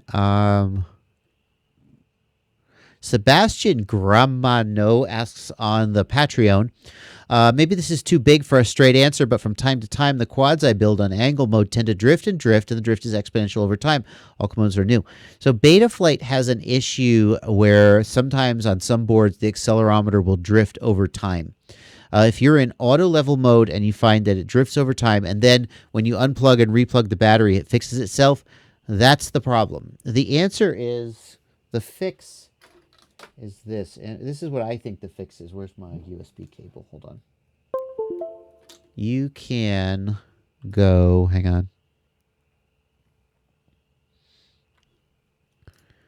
So in Betaflight, you can go to the CLI, and the command is, yeah. So the command is ACC_LPF_Hertz. That's the command. You guys, if you're on mobile, you can't read that. I apologize. Here, hold on. Here, hang on. Oh, look at that. See? Oh, I know how to use XSplit. That thing with the audio from Bob. Yeah, don't listen to that. ACC LPF Hertz. And the default value is 10. And you can type... Oh, no, not that. There we go. You can type set ACC LPF Hertz equals 8. And you can just turn that down 5, 1, even turn it down as low as 1, and then type save when you're done. And then go fly and see if it fixes itself. That's the fix that I'm aware of. I think there may be other things that might address it, but that's the one that I'm aware of. RL asks, are electrolytic caps the only solution for filtering, as opposed to like Mylar caps or other caps? Electrolytic caps have characteristics that make them especially appropriate for the type of filtering we're doing. I think it's that their low ESR is what makes them good. Also, the high capacitance values are good, although you can take a bunch of like ceramic caps and put them in parallel to get a high capacitance value. But there are other characteristics that they have, and I actually don't know what they are. Other people have told me, and I've gone, oh, okay. Suffice it to say, electronics wizards confirm electrolytic caps are particularly appropriate for the kind of filtering we want to do. If you take a look, you can get these like boards for your stack that have just like 50 capacitors on them, and I've heard they do a good job, but that's kind of, squashing the problem with a sledgehammer. Electrolytic caps are the way to go for the kind of filtering we're doing.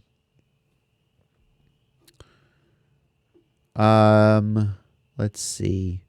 Yeah, Rough Rider FPV points out you're going to get drift when you're in the air unless you have a quad that has like position hold with GPS. The quad is always going to drift. You're going to have to work to hover it.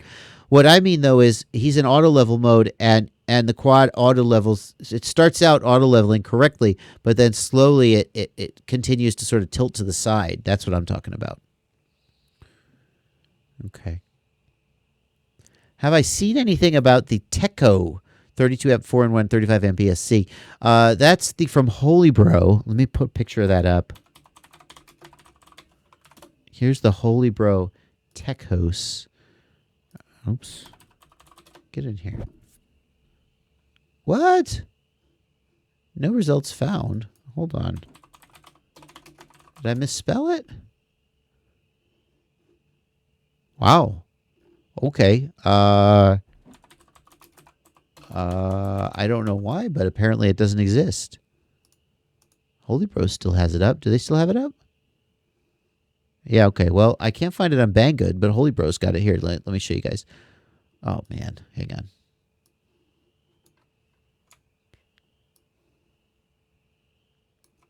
Hang on. I got to put my screen back the way it was before I changed it. There we go. So this is the Holy Bro Tecos. Yeah, it's Tecos. 4-in-1 ESC. It's a pretty cool little stack. It's is it 36 millimeter or 20 millimeter?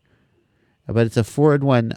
It's a 4-in-1 ESC, flight controller, and VTX in a 3-board stack for $90. It's relatively new. The flight controller is just the Kakute, and the video transmitter is the Atlatl. So those two are parts that are a known quantity. I think the ESC is new.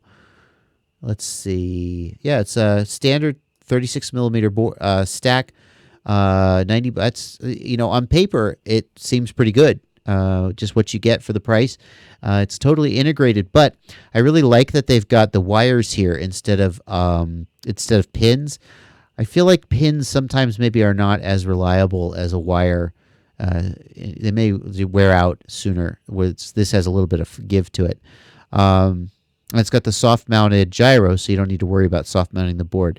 So, yeah, I can't speak to its performance as it's relatively new, so I'm not sure if it has some, going to light on fire in the middle of the air, but on paper it's pretty cool. And so many people seem to overlook Holy Bro. They've got some pretty cool products. I mean, obviously I work with them, so you got to take that as it is, but I work with them because I think their products are cool, not the other way around. Let's see. Can I please test milliamp hour capacity of China Hobby Line batteries? Yes. So I recently placed the orders for the first round of battery testing, and one of the things I did was China Hobby. I did a poll that asked what batteries you guys wanted to see, and China Hobby was high up. So I want to order the China Hobby 1300 and 1500 100C packs and test them. The problem is it's Chinese New Year, and a lot of these guys are sold out. So I went to order them, and I can't order them. No one has them. So I'm trying to get packs to start testing, but some of them there's going to be a delay.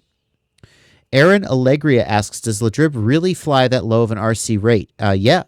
Yep. I flew his quad in Atlanta at Quad Camp, and I think he's at something like 900 degrees per second, which isn't that low. So CG Hunshammer says there is a Tecos and a Teco 32. I'm looking at the wrong product. So there's a 32-bit version of the Teco. Oh, I see. Tecos is the BL S version. That's what the S is for. Teco 32 is the 32-bit version, is the new one. Okay. How do I make my head so shiny? It's the lights. There's lights over here. That's how I do it. I should put makeup on. I'm not going to put makeup on. Let's see. Daytona FPV Race Day Quads has a bunch of the China Hobby brand batteries. Yeah, okay. I was a little hesitant to order from them because they made a big donation to my battery testing, so I thought maybe if I ordered from them it might not look good. But since I'm doing all my battery purchases by Secret Shopper, then maybe it'll be okay because they wouldn't know who it was anyway. So. Well, you guys want to see something about the battery testing? Huh? I'll show you something. Hold on.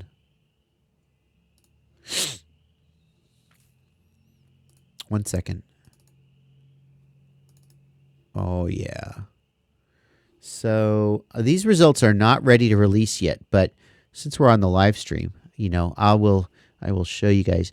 And by the way, I need to hang on. I'll go back to my head. I need to say, in my GoFundMe, where I raised money to buy this awesome battery test thing, I said I would set up a mailing list and release the results to the donors first, like a day before everybody else, so that they could buy all the good batteries. And I'm about to show you some of these testing that I'm doing. This is not that. This is just preliminary testing. I'm just playing around. When the actual official results start coming out, I will release them to the donors first. I just don't want anybody to get mad at me because they're like, hey, I thought we were supposed to get that first. This is just me playing around. But, okay, so I'm going to show it to you now. Hold on. So this is well, I guess you can see it's a Race Tech battery. And I wanted to do some tests to find out about the high volt batteries. And I have been charging and discharging this thing for like the last 6 days.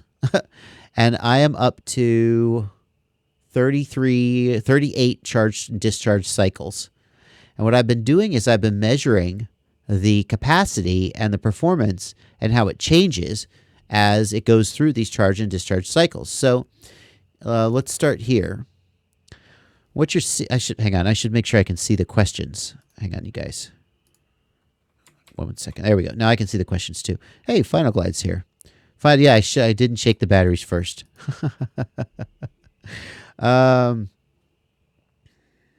So what you're looking at here is 1, 2, 3, 4, 5, 6, 8 different 20 amp discharge. And I picked 20 amps because I thought 20 amps is enough that we're working the battery a little bit, but it's not so much that it's just going to sag to crap. So I picked 20 amps.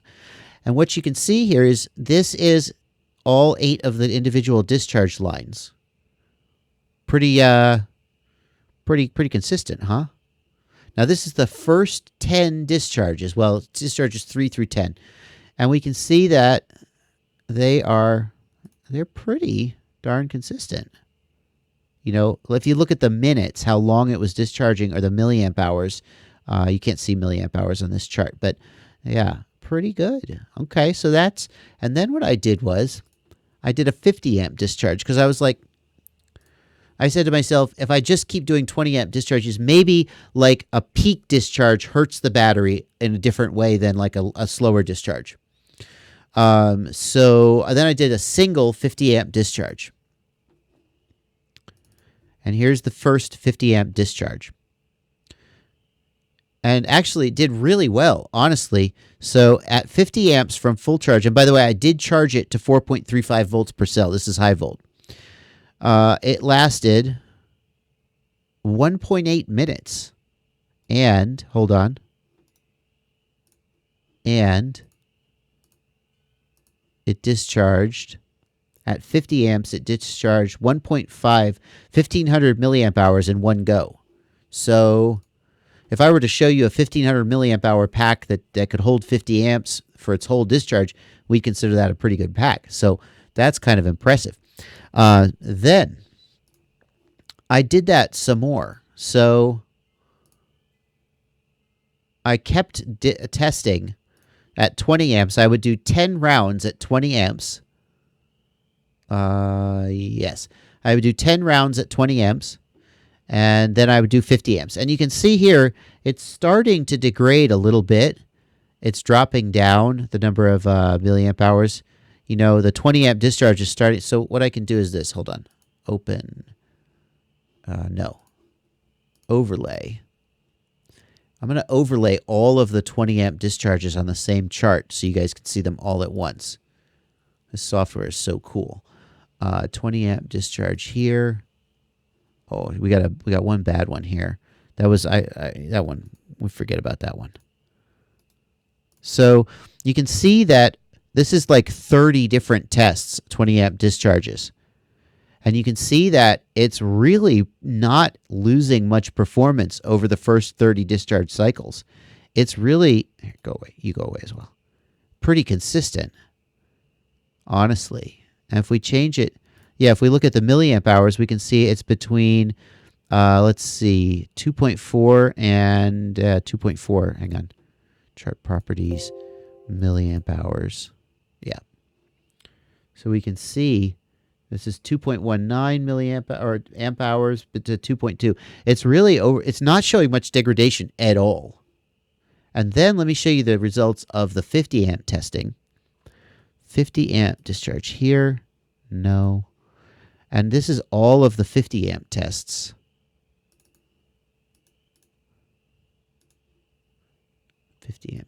I've only done 3 of the 50 amp tests so far. Yeah, this one was something happened. I reran this one. This one was like really bad results, and I don't know why. And then I reran the test, and it fixed itself. So we can see that over the 50 amp testing, this is after 10 cycles, 20 cycles, and 30 cycles. We are seeing some performance degradation, but not much. And we're beating the crap out of the battery. I'm really actually pretty impressed with this battery. And I'm going to keep doing the testing. It hasn't puffed at all. No pillowing, no nothing. And over the course of 30, 40 rounds of testing, it's pretty impressive. So yeah, so that's the kind of testing I'm doing on the battery testing. I really want to repeat this testing with a standard battery, because here's the thing: this is a high volt battery. It's a silicon graphene battery too, which is supposed to be extra good for high volt. So then the question is, if we just take a regular old LiPo and do the same thing to it, is it going to be just as good? But it takes a lot of time. I literally am just cycling the battery, charge it, discharge it, charge it, discharge it. And I've been doing that for like a week to get 30 cycles out of it. So we'll see. We'll see. Tony Butler says, love your work. I have an issue with my Tyrannus X9D Plus SE. Poor RAS. I've noticed I have continuity between the pole and ground. I don't think you yeah, no, depending on which version of the X9D you have, there may be an inductor between the pin and ground to protect against static, and I think that might cause you to have continuity, so don't worry about that. But if you have high RAS and poor range, you still may have a problem with your radio. When am I going to be on Final Glide's live stream? I guess, I don't know, whenever. I'm down for most anything, really. Now that I don't have really a job anymore, I just do this all day. So yeah. Let's see what we got here. Why haven't there been any hard case batteries for quads? I think it's because of weight. There are a few companies that make. I think was one company that does make a hard case battery. There's Newbie Drone has some batteries with aluminum plates on the sides, and they're not the only one. They're just one that comes to mind. But I think it has to do with weight. I think you're a little differently concerned about weight in like an RC car, where hard pack batteries are pretty standard compared to a quad. Well, let's see here. What do I think of the flight test Gremlin? How do we compare it to the Rate Flight Big Deal spec kit?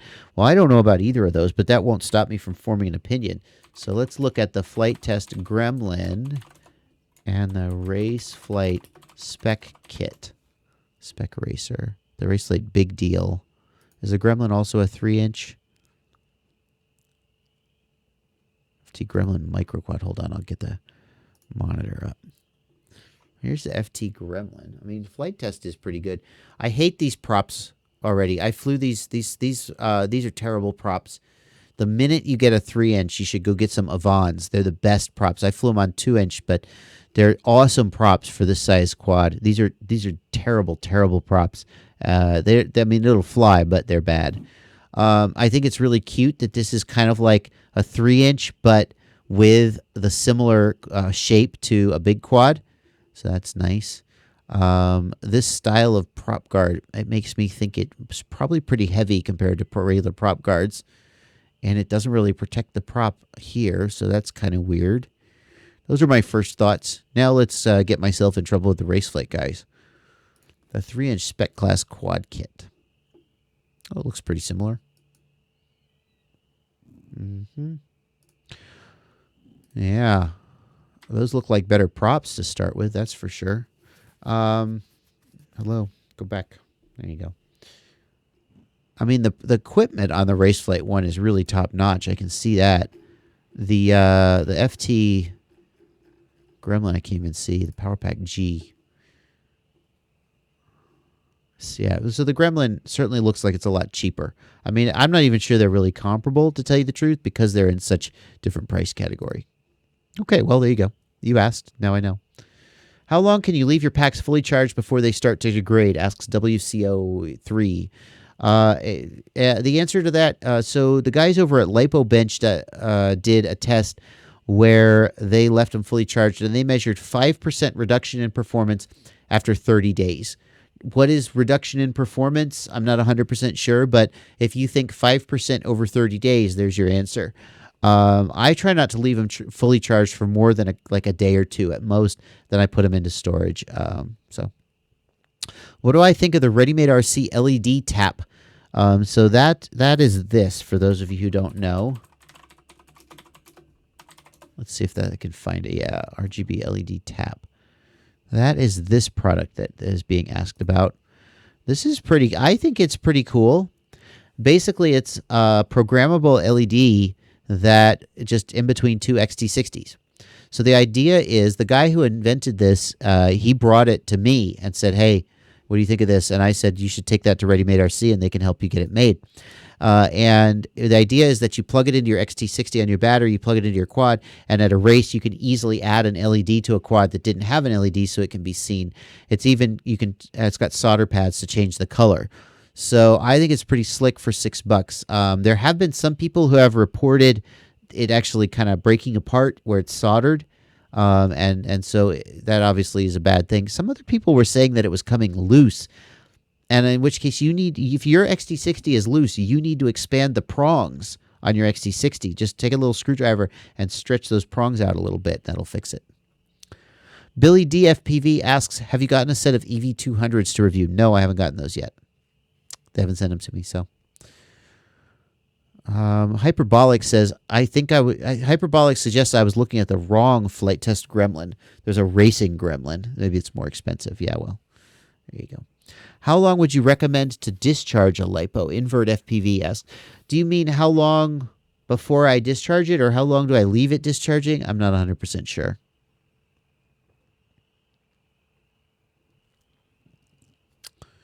Are the indestructible quad batteries any good? I tested an indestructible quad Black Label a year ago, and it was amazing. But the thing with battery testing is, things change from month to month. They might not get the same cells from their supplier. So the manufacturer really has to be on top of their supplier to make sure that the quality stays high. A year ago, the indestructible quads Black Label was incredible. Maybe it still is, but you can't really count on that. Steven Starner asks about the X-Racer Quadrant 32 amp ESC. Let me pull that up here.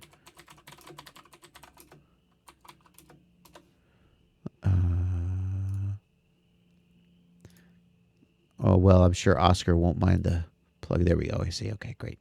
I got it. I was about to use Oscar Leong's picture, but so this is the X-Racer Quadrant, and the idea is that you can have individual ESCs like this, or you can solder them together into a 4-in-1 that stacks underneath your flight controller. And the idea is that you can have a 4-in-1, but you can desolder it and you can change one of them out if you need to, and that's pretty slick. I'm actually running the BL S version of the Quadrant, or is it the BL 32? I think it's the S version. I'm running the S version of the Quadrant on my QAVR, and it's a pretty good ESC, but I'm running them as individuals. I didn't solder them together. It's a little bit of a hassle to solder them flat. You can do it. What I've heard people suggest you do is you actually install all 4 of the Quadrant ESCs on your standoffs, press them together, and then solder them right there. So, yeah, but I like the Quadrants. I think they're pretty good ESCs, and I like the idea of a 4-in-1 that you can change one of them out if it should die or something. Can ESCs make the OSD flicker when they throttle up? Yeah, absolutely. ESCs and motors make electrical noise, and electrical noise can make the OSD flicker. Definitely can happen. Scraggle Rock asks, this is a really interesting question. How far off center is it acceptable for the flight controller to be and still work well? So, the first thing to say is that if the flight controller is not at the quadcopter moves around its own center of gravity. That's a fact. That's just physics. So if you try to rotate the quadcopter and the flight controller is not at the center of gravity, What's the effect of that? Well, hang on. Where it's there it is. So I actually have a flight controller here. So let's imagine that the flight controller is out at the end of the arm, like a really extreme example. Okay. So then when the quad rotates around its center of gravity, right, what's going to happen is that the flight controller will move up and out, not just rotate in place. But the question is, does that matter? And the answer to that question is no and yes. So the gyro measures rotation over time. And it turns out that it doesn't matter whether you go like this or whether you go like that. The rotation over time is the same. The gyro output is the same. In other words, the takeaway is the gyro output is the same no matter where on the quad the flight controller is mounted. As long as the quad is assumed to be rigid and not floppy, it doesn't matter where the gyro is mounted. The accelerometer is different, though. When the flight controller is not mounted at the CG, the accelerometer will measure false readings. And what will happen is that the simplest example is to take the quad. Let's look at the bottom of the quad. Let's imagine that the flight controller is here and you yaw, right? Well, if you can see that if you yaw, then the flight controller will move to the side if it's not at the center, right? Whereas if it's at the center of the CG, it will just purely yaw. But here, the accelerometer will read some lateral acceleration. Okay? And so the accelerometer will give false readings if you're flying in auto level mode. Well, the effect will be that in auto level mode, if you yaw, you will actually get some pitch and roll input. If the flight controller is not mounted centered to the CG. But here's the takeaway. The difference on our, like here, how far off the CG is the flight controller? A centimeter? It doesn't matter. It doesn't matter. The other thing to keep in mind is if the flight controller is not mounted centrally, you can get different vibrations, especially like think about the QAV 250 way back when, how it had that plate hanging off the end for the battery. That plate is going to be really vibration prone because it's not braced. And so if you were to mount the flight controller on some kind of cantilevered plate like that, that would be bad. The gyro would get a lot of noise.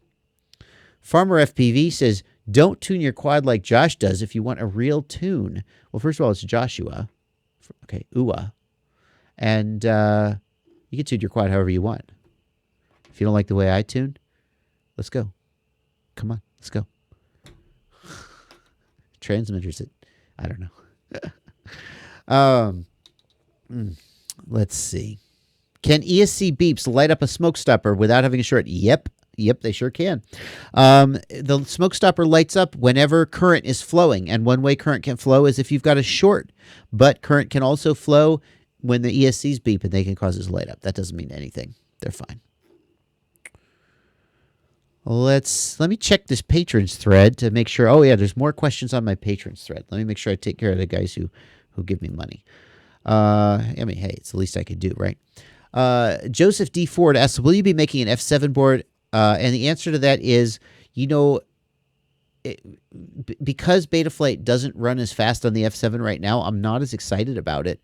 I'm not sure whether the next flight controller, the next iteration of my flight controller, whenever it comes out, I don't know when that'll be, whether it'll be an F7 or not. It'll depend on whether we target Betaflight 3.3 or 3.4, I think. My understanding is that Betaflight devs intend to try to optimize for the F7 in 3.4, and so if you're targeting Betaflight 3.4, then an F7 makes a lot of sense. But today, I'm not sure an F7 makes sense, especially because Betaflight actually runs slower on the F7 than on the F4. Stephen Maslick asks, quad arms and motors run at idle. When the throttle stick is raised, the motors spool up, but they then continue to throttle up even when the throttle stick is lowered. And then the throttle stick is no longer working. Pitch and roll inputs continue to work. Okay, this got really freaky all of a sudden. So at first I thought, well, you just got an air mode situation. When you got air mode turned on and then you raise the throttle and then you lower the throttle, the motors will idle a little higher because that's kind of what air mode does. But then you said the throttle stick no longer works and pitch and roll inputs continue to work. And that sounds like turtle mode, where the throttle doesn't work, but pitch and roll does work. but the motors are still spinning, and turtle mode wouldn't do that. But then you say that the quad worked until the friend crashed in the snow, and after drying out overnight, he still has this issue. And I go, it's all up in the air now. You crashed in the snow. Something's broke. Sorry. You dried it out, but it still broke. Okay, I would start by replacing the flight controller or the receiver. Your choice. Tom LeBlanc says, I just bought a LaForge V3 a few months ago. Did the diversity module change with the LaForge V4 or just the main module? And the answer to that is the diversity module is also different. You cannot use a V3 diversity with a V4 main module. You got to buy them both if you want to upgrade. What would cause my Betaflight OSD to disappear when I raise the throttle? That's electrical noise coming from your ESCs and your motors. You may be able to shuffle around the ground wires for your camera and your video transmitter to try to fix it. But you may need to add capacitors. Something's up, but it's a lot of trial and error to figure out exactly what it is. Let's see.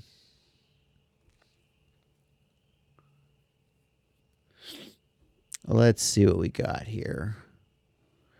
Yes, Skadoosh says if the quad is on the bench without load, the level mode, it'll continue to spool up. But the throttle, he said the throttle stops working. So he raises and lowers the throttle and nothing happens. At that point, but the pitch and roll stick does work. That's so weird. I don't know. Yeah. Well, let's see here. Is the CL Racing V1.4 basically your board with a different layout? Well, they use the same target, right? So there's a thing in Betaflight called a target, which defines all of the pin mappings and so forth. And it's a fair amount of work to create a new target from scratch. So you see a lot of boards that use, like the most famous one is the SP Racing F3. There's a zillion boards out there that use the SP Racing F3, but they have different layout, different regulator, different features. So we're using the CL Racing F4 target, but it's a totally different board design. There are definitely similarities between the designs, and that's driven at least in part by the fact that they have the same target. But no, I think there's a lot of differences between the boards. They're not manufactured in the same place, for example. Race Day Quads has its own manufacturing partner that they use. I guess I'm not 100% sure it's not the same company. I could be wrong about that. Anyway. Yeah, Aero FPV asks, are his props off? Don't the motors spin like that with no props? Yeah, they spin like that with no props, but the throttle should still continue to work. Why, when I use the Hakko FX888D, is it very hard to solder the XT60? FPV Whooper Jr. asks that question. The number one thing I would say, the 888D is a great soldering iron, so that's not your problem. I would say probably you're using a small tip or too cold of a temperature. That would be my guess. Bori says, I tried to update my quad to 3.3. I kept getting can't read bootloader. That usually means that it's not in bootloader mode.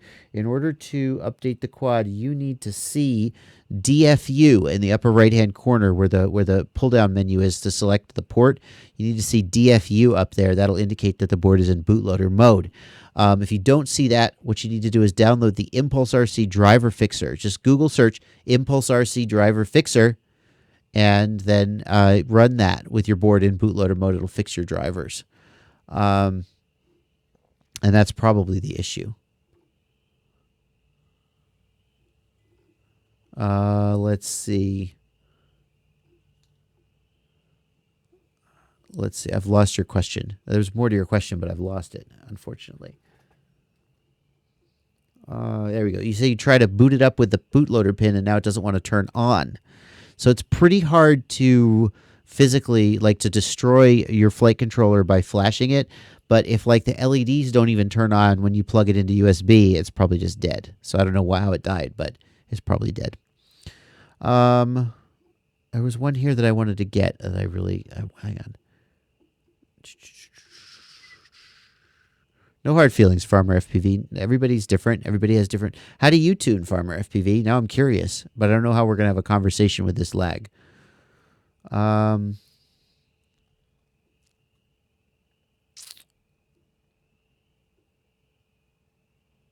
When am I coming to Chattanooga to fly with you? It's a good question. It's a good question. Brian Bordeaux, you asked me a question an hour ago in Patreon. Are you sure I didn't answer it, Brian? Brian Bordeaux. Brian, I'm looking through the thread. I'm not seeing your question. Brian, all I see is, oh, Josh. You said, oh, Josh. Where did you ask the question, Brian? Are you sure you asked it on the right thread? You may have posted it. Hang on. You may have posted it to my generic community page, for example. Let's see here. No, I don't see there, Brian. I'm sorry, I don't see your question. No offense. I don't see it. So there you go. Oh, let's see. Yeah, sorry, Brian. All I see is your "Oh Josh" comment. I don't actually see your question. Oh wait, load more comments. Were you the first one, Brian? Load more. Oh, there's like 67 comments. Oh, geez, there's like 70 comments on Patreon. I've missed some of them because they've been hidden. I needed to reload the page. Take it easy now. Let's see here. Other questions from the patrons. Let's see here. Those I all answered. We're at 67 questions. Why? Where's the rest of them? Let me reload the whole page. This is the most exciting live stream ever right this minute, I know. Yeah, Brian asked, would you suggest upgrading the guts to my 2014 X9D to the Plus standard? I've already changed the M9 gimbals. I'm having issues running Lua scripts. The basic Betaflight Lua won't run. Well, the reason the Betaflight Lua won't run is probably that you're on OpenTX 221 or higher. In OpenTX 221, there is a memory issue where the Betaflight Lua script runs out of memory, and there isn't a fix for it that I know of right now. So that's probably the issue. I personally wouldn't upgrade my guts to my. I would just buy a Plus or an SE. Upgrading the guts, you're probably going to lose money if you just replace all the parts. You should just buy the radio. That's what I would say. Let's see. Brian Bordeaux. Oh, Joseph. Thank you, Joseph, for pasting that. Yeah, I needed to reload the page because there's like a bunch of questions I've missed. So let me go back and make sure I get those. Let's see. Those I got.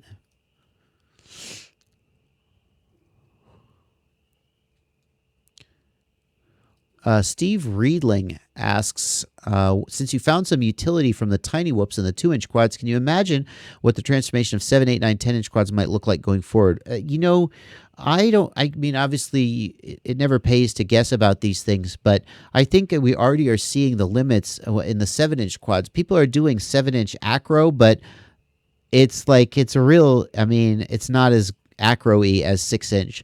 I feel like 5 or 6 inch is pretty much the limit for proximity acro. And there's other kinds of flying that you're going to do at 7, 8, 9, 10 inch, but it seems like it's going to look more like long distance or camera platform stuff. Just the size of those props and the ability to change the speed of the prop quickly. You'd need a really massive motor to make a 10-inch quad fly like a mini quad. And at that point, the quad is so large and expensive. I feel like we really found a sweet spot with like 4 to 6-inch quads. So,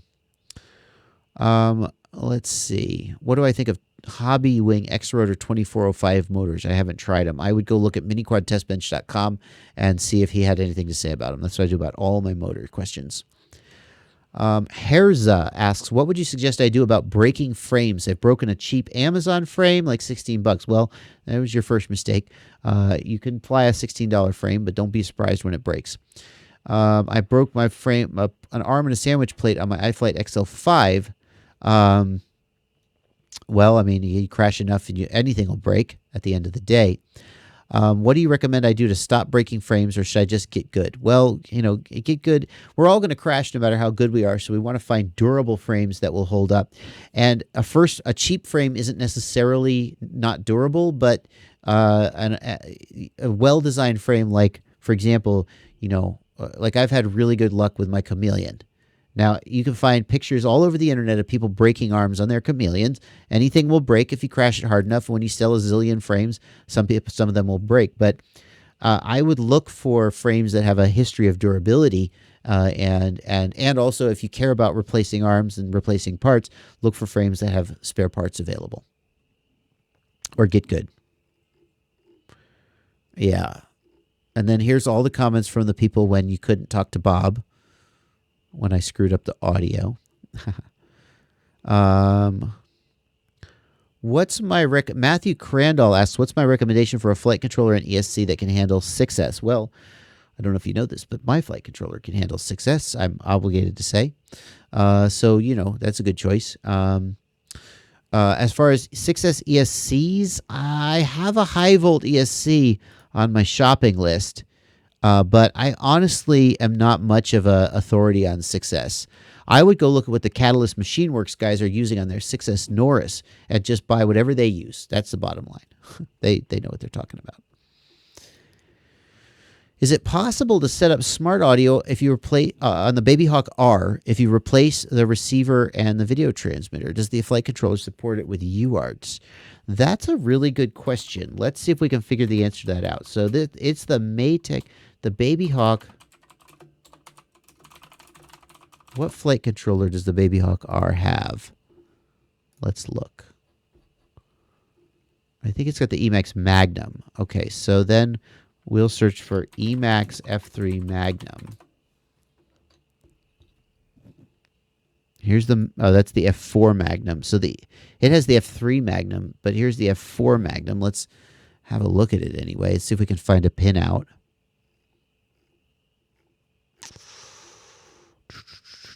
Oh, here we go. Here's a pinout. Let's see if there's spare UARTs. So on the F4 Magnum, there are plenty of spare UARTs that you could use for smart audio. Yes is the answer. But I don't know about the F3 Magnum because I couldn't find an example of it. So there's your answer.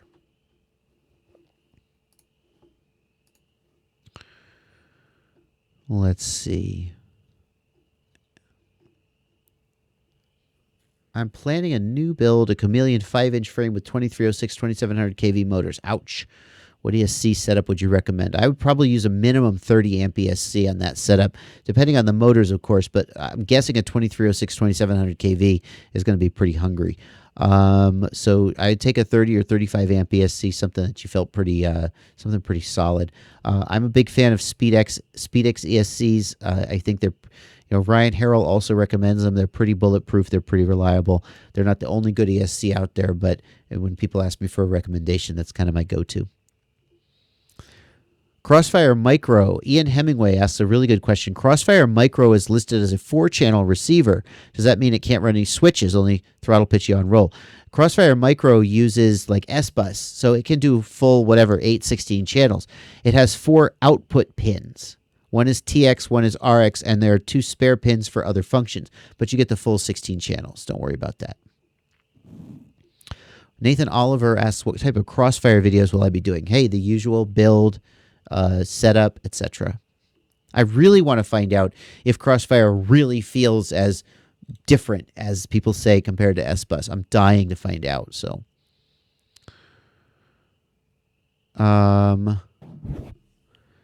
Daniel Maurer asks, I have a buddy who came to me to resolve noisy video on his build with a Bardwell F4 and RunCam Split 2 and Mach 2 VTX. I definitely recommend if you're running the Split 2, run it off of VBAT.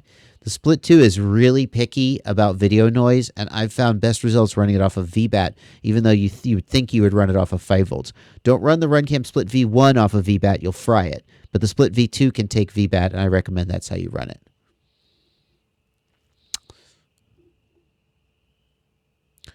Let's see. Jason Benassi asks, I've been running KISS plus KISS ESC, switching to Betaflight now with the JB AIO, but I don't want budget ESCs. I want the best. Any ideas? Yes. You know what I'm going to say. Go check out my ultimate FPV shopping list at fpvknowitall.com. All right, I'm coming back to the chat. I will continue to get some of the Patreon questions. Sorry I missed some of them. I didn't reload the page. I thought I was seeing it update in real time, but it wasn't. Over here in the live chat, I've got a follow-up question from earlier from Lance Milner. He soft-mounted both motors and flight controller, reset the flight controller back to stock, and I'm still getting the yaw twitch. That's tough. If you're sure it's not the gyro, then the yaw twitch might be an ESC or a motor issue, but it's usually the gyro. I guess I would have to be looking at the motors next. That's tough though. I would want to look at the black box and see if the gyro looked super noisy. But especially with the dynamic filter on, man, add capacitors. That's what to do next. Add capacitors. 330 microfarad, 25 volt electrolytic capacitor on each ESC. That's the next step. That's what I say. What's the scariest place you've ever flown your 5-inch, says Pure FPV. Shoot, man. Any place where I worry I might lose it. That's the honest truth. Yeah. I'm really impressed with people who fly their quads over water. Because, man, that's it if you go down. So, Jason asks, can Smart Audio and SmartPort use the same UART? No, they cannot. They cannot.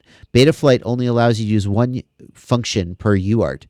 So even though Smart Audio and SmartPort use TX and RX, and you would think they could use the same one, they can't. They can't.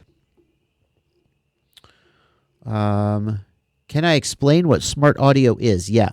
Smart Audio is a protocol that lets the flight controller talk to the video transmitter and tell the video transmitter what channel and output power to be on without you having to go push a button. You can just interact with the flight controller like through the OSD and change that stuff. What is the difference between Smart Audio and Smart Port, or is it the same thing? Smart Port is a telemetry protocol between the receiver and the flight controller. Smart Audio is a protocol between the flight controller and the video transmitter. So they're completely different.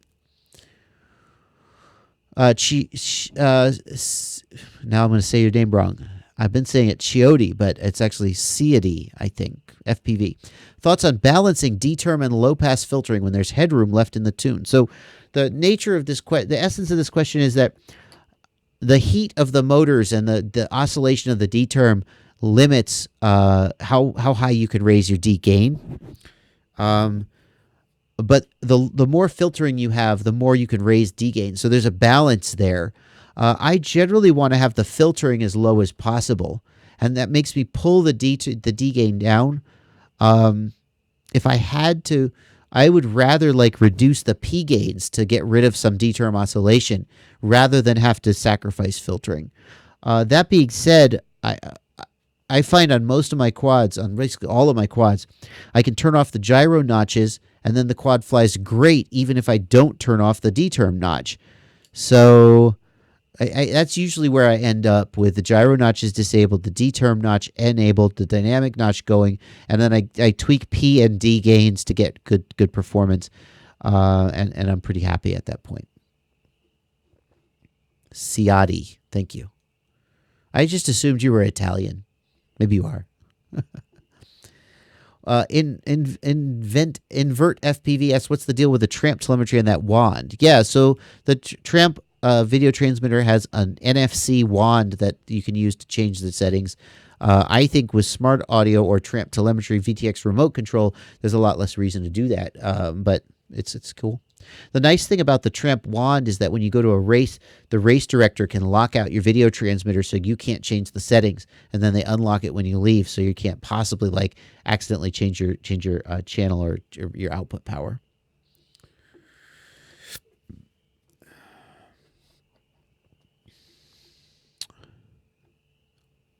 Is there a universal sweet spot for digital idle speed? That's 4.5 is the default, and that's what you should start with. You can try to lower it, and if you lower digital idle and you start to get like a dipped arm, like when you if you lower throttle all the way and you start to get a dipped arm, or at the end of flips and rolls, the quad starts to fall out of the sky, you need to raise digital idle back up.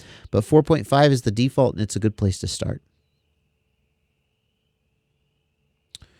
Charles Catfish asks, my friend is always worried she'll crash whenever she flies, so she does nothing but hover. How do I convince her that breaking things is inevitable? She should just have fun instead. Well, you know, I understand you want your friend to have a good time.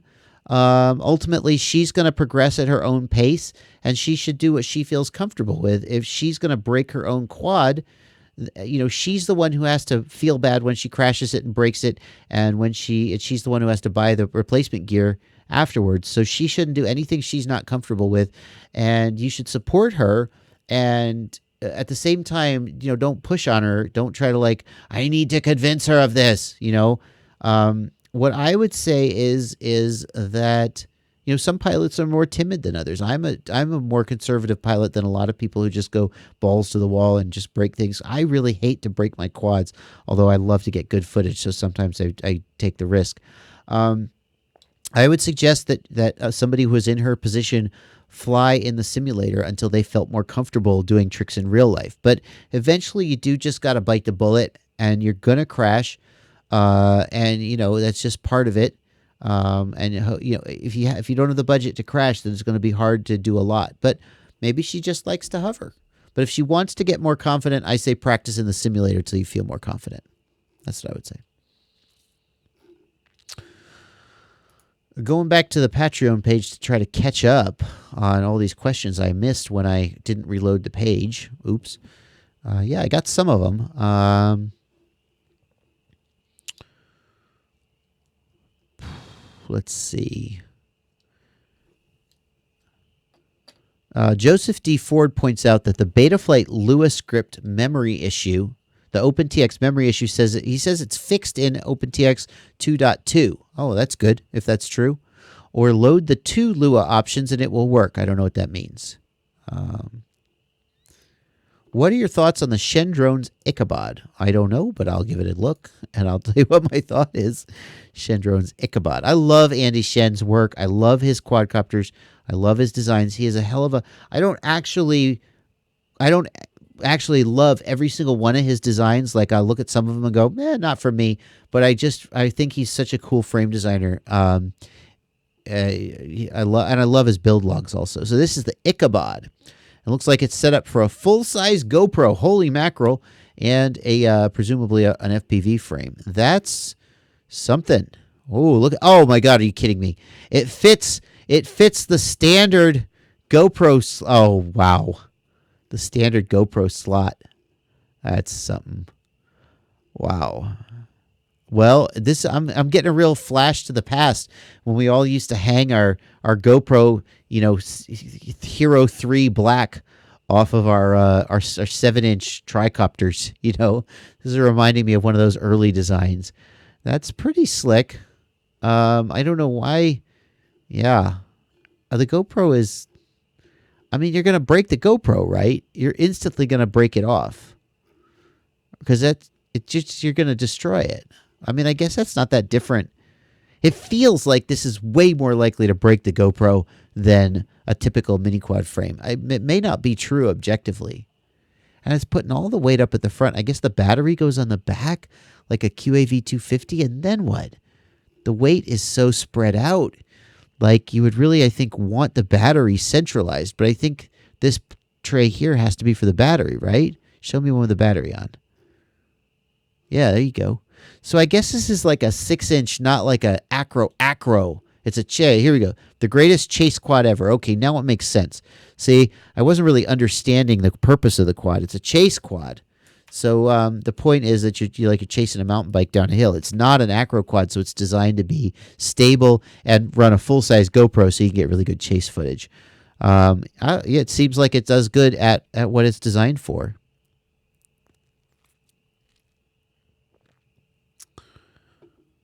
Old school FPV, the FPV cam goes to the side of the GoPro. Invert FPV asks, I'm looking for a good VTX for my Chameleon. What should I get? Well, for the Chameleon, you're going to have a hard time doing a VTX that has a stack, like a stacking VTX, unless you only have room for 2 boards on the Chameleon. Under most situations, you're going to have a hard time fitting a third board in. You could do it, but it's going to be a challenge. And a VTX is relatively thick anyway. So you got to ask yourself, if you have a 4-in-1 ESC and a flight controller, then anything like the Maytech, anything that goes on the stack is out. You're going to have to get a standalone. Like, for example, the VTX I'm really excited about right this minute is the Ready-Made RC Cricket. Here you go. Now this no, not that one. Not that one. That's the old one. Where's the new one? Oh my goodness. Really? No. Oh, come on. You're killing me. These 38 of them. Transmitter. 10. There it is. Thank God. The Cricket V2. So this guy is got a lot of the features I look for in a video. No. Oh, come on. You're killing me. Hang on. Hang on. Cricket Pro V2. There we go. Now we got it. I finally found it. So it's got an MMCX connector, which I really like.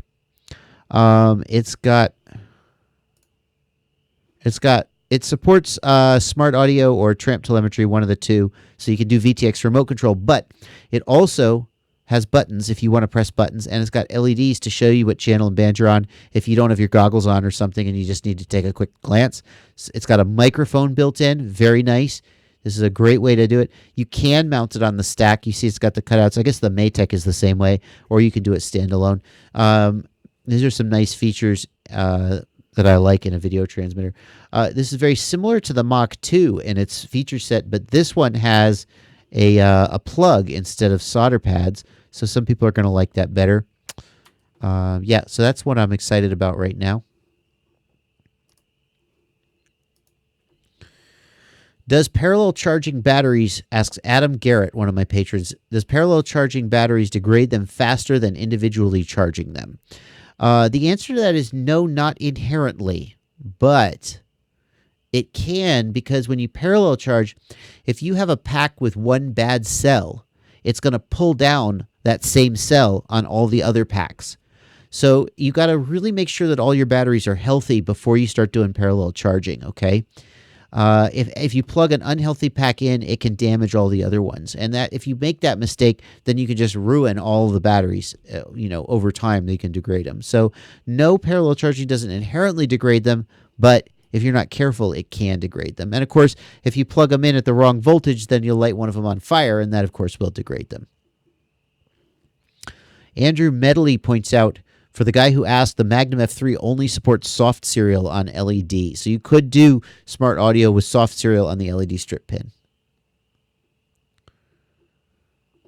Greetings from Russia, says Lees89RUS. There are a lot of people here who know and look. Yeah, absolutely. In fact, I have a Russian channel, Russian language channel. It's Drone Racing Engineer Russian. And somebody actually overdubs my voice. He translates it into Russian and changes out with my permission. We work together on this, by which I mean I said he could do it, and he does all the work. But there's actually a Russian language DRE channel. I think it's called Drone Racing Engineer Russian, except it's in Russian. It's Drone Racing Engineer and then the word Russian in Russian. Oh, Steele is in the chat. Hello, Steele. Is he in the chat for real? Where's he at? Oh, he must be here. I don't see him. I'm glad he's here. Welcome. Oh, it's not Steele. Never mind. What FPV goggles do you recommend from Fat Shark, says Oscar De Silva. I have been so tempted to change this recommendation, and I keep coming back to it, and I'm going to show you what it is. Hold on.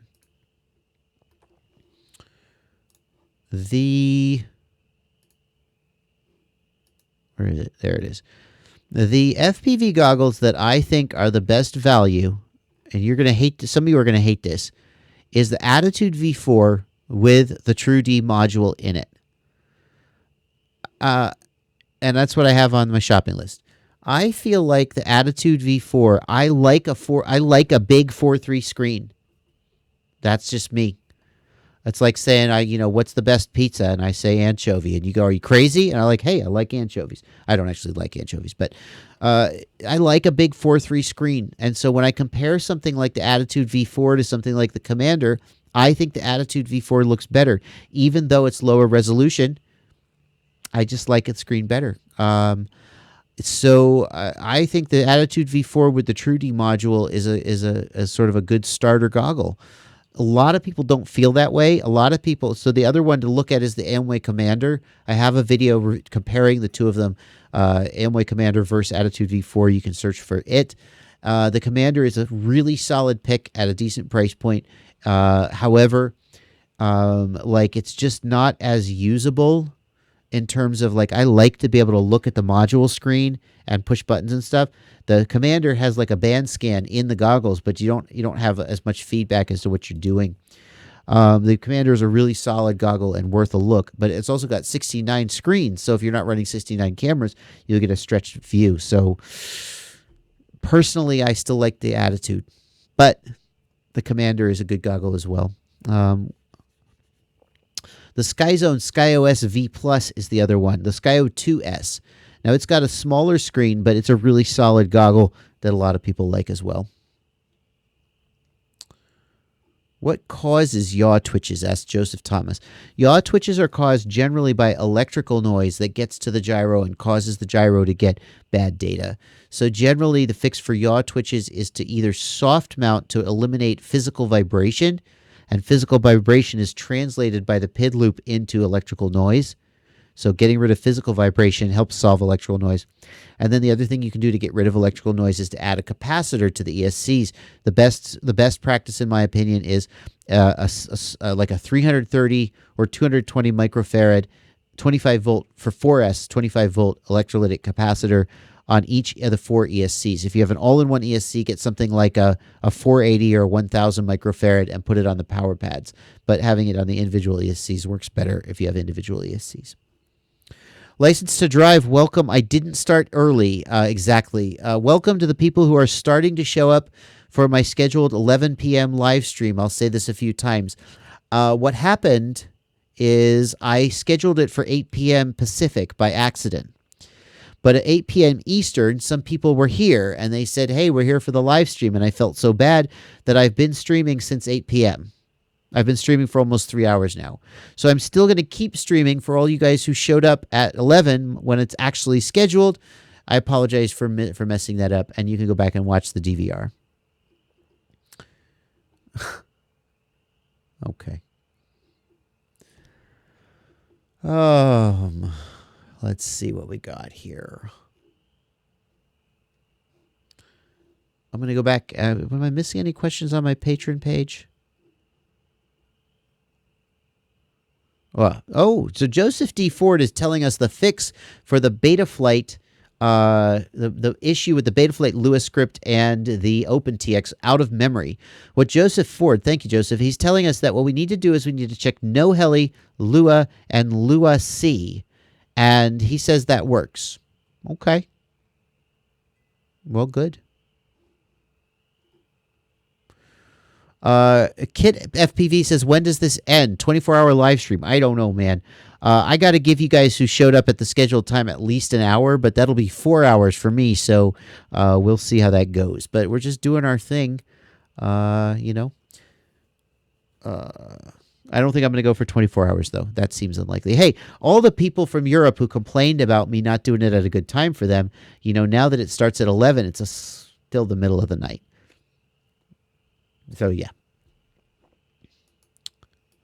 Let's see. I think I've got all the patrons' questions. I think so. That's good. Have I got any super chats? No. Super chats all cleaned out. Okay. Oh, awesome. Well, here's what I think I'm going to do. I am going to take a 15-minute break. It's been 3 hours now we've been streaming. I'm going to take a 15-minute break, and then I am going to come back on the hour and start the live stream again. I hope you guys who are here stick around, get a drink, whatever, and we'll pretend none of this ever happened, and everybody who shows up at 11 will just be like, oh, hey, here we are. I'm back. And for those of you who are confused as to why I'm saying I'm back, I'm not good at time zones. I blame YouTube.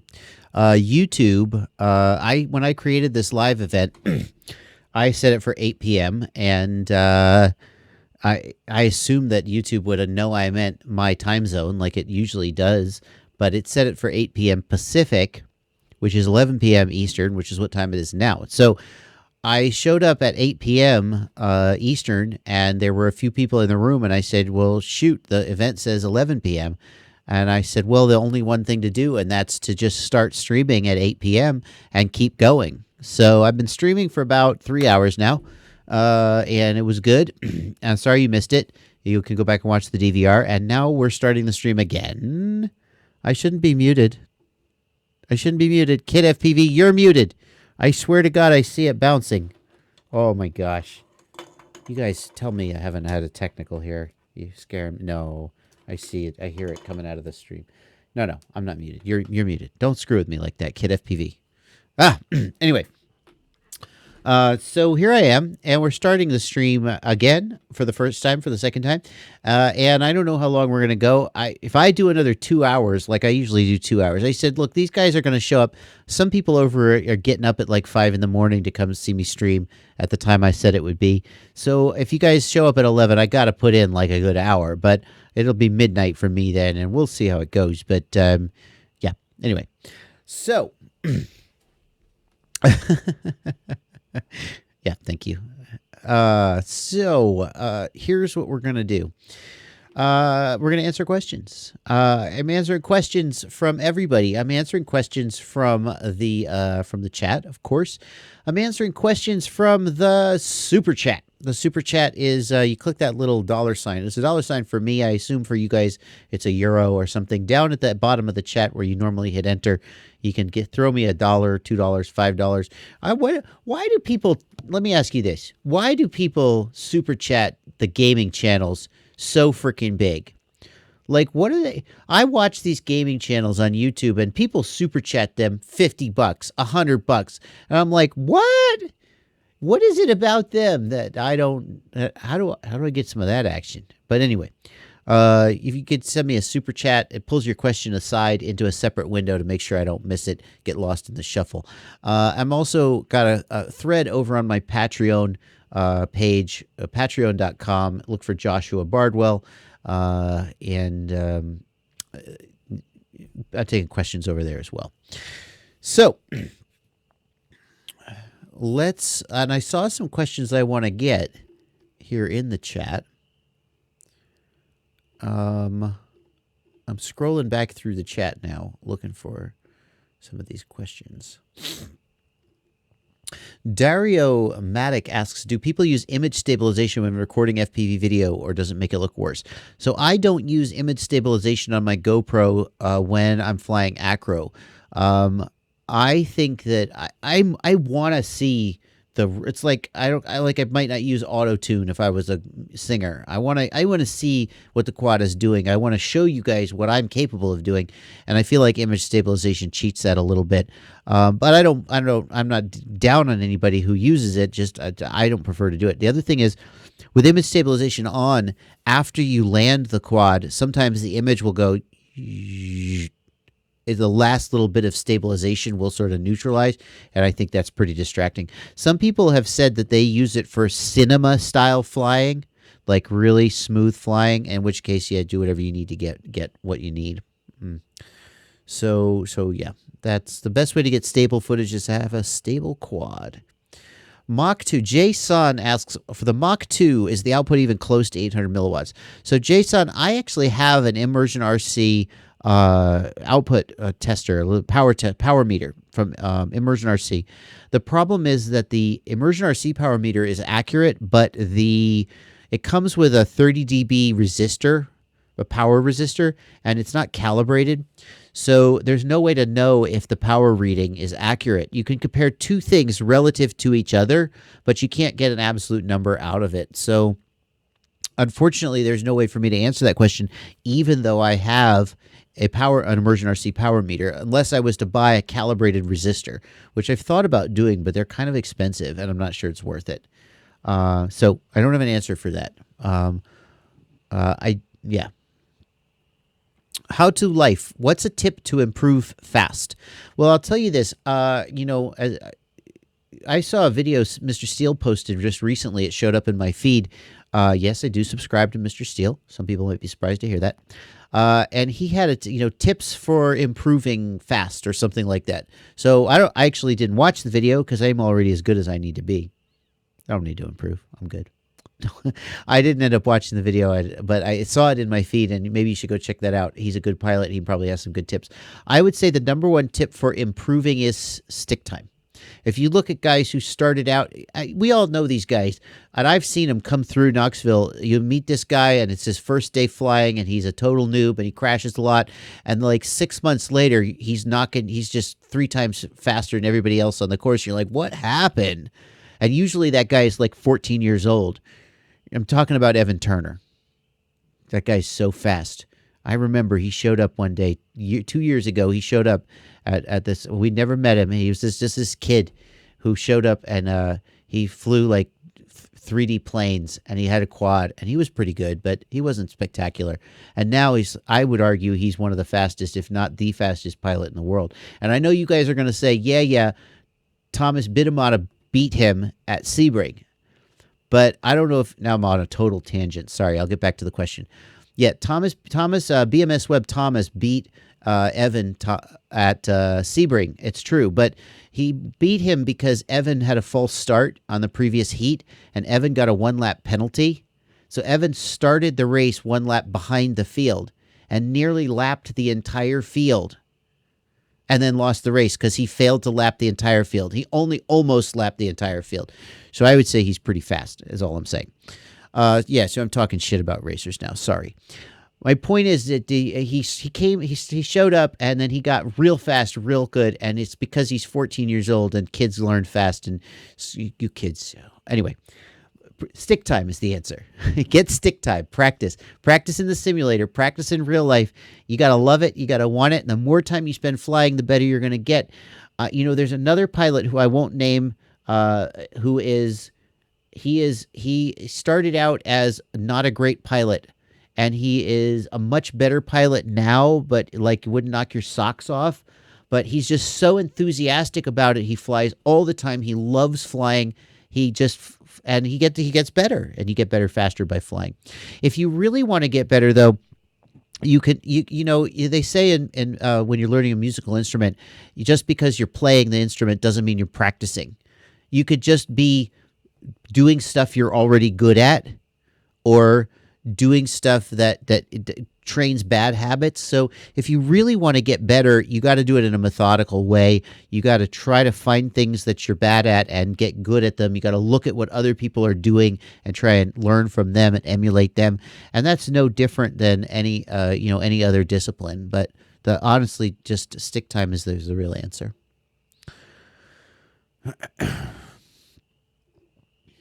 Let's see here. Why might my motors immediately punch out with less than 10% throttle? Stops after a minute of idle. I'm going to guess, James, that you are having fail-safe problems and your fail-safe is misconfigured. And when you fail-safe, your motors are going to full. So you're going to want to check your fail-safe with the props off, power up the quad, turn off the transmitter. The motors should stop. Plug in the battery with the props off, arm the quad, motors idle, or spin up, I don't know. But turn the transmitter off, the quad should shut down. Okay? If that doesn't happen, if you turn the transmitter off and the motors go to full, then your failsafe is not configured right. When am I coming to Seattle? I'm going to tell you. Hi, Russell. Minute 4 in the morning in the UK. Russell, time for your cup of tea. I assume that's what you do in the morning. That's why I'm here, because I knew some of you guys would see the 11 o'clock time and go, I'm getting up for him. And if I wasn't here, then I would feel like a real jerk. So I've been streaming for 3 hours since 8 p.m. Eastern, and I'm going to keep streaming. I don't know how long. Brian Bordeaux asks, when am I coming to Seattle? The real answer to that is when there's a quad camp out there, because I seem to be going to the quad camps lately. But I actually hate to travel. I spent the last year traveling almost every other week for my day job, which I have now quit and do this full time. And one of the things I really looked forward to after quitting that job was being able to stay home for weeks on end and not go anywhere. So I feel a little bit ungrateful because I spent so long traveling for work and really don't like to travel. Like sometimes I get offers of somebody will say, hey, do you want to come to such and such a city? I'll fly you out. And I'm like, no, I don't really want to. Sorry. I feel a little bit ungrateful, but there you go. Are there any side effects? Andre Kruger, are there any side effects of running a 16:9 goggles with a 4:3 camera? Well, the image will get stretched. That's the side effect. But many people say they don't mind. So that's good. Let's see what we got up. What we got else here going on. Shout out, Old Gravy Leg FPV is here. Old Gravy Leg's here. Yep, he's here. He is on the Dead Band show. You should check that out. Gravy Leg, Random FPV, and a whole bunch of other people. BN FPV says, Joshua Bardwell, I'm going to do a build. Choose what frame I'll get at any price. You know, I got to say, I have to call out the Chameleon. There's other frames out there that are good, but for freestyle, at least, for freestyle, I got to pick the Chameleon. I really just dig its durability. I dig the way you can easily mount a GoPro to it with just a battery strap. I dig the adjustable up tilt for the GoPro. I think it's a really good frame. It's an expensive frame. You can get a good frame for half the price. I can't think of one off the top of my head, but the Chameleon is a really solid frame. And if you say at any price, choose a frame, that's the one I would pick for freestyle.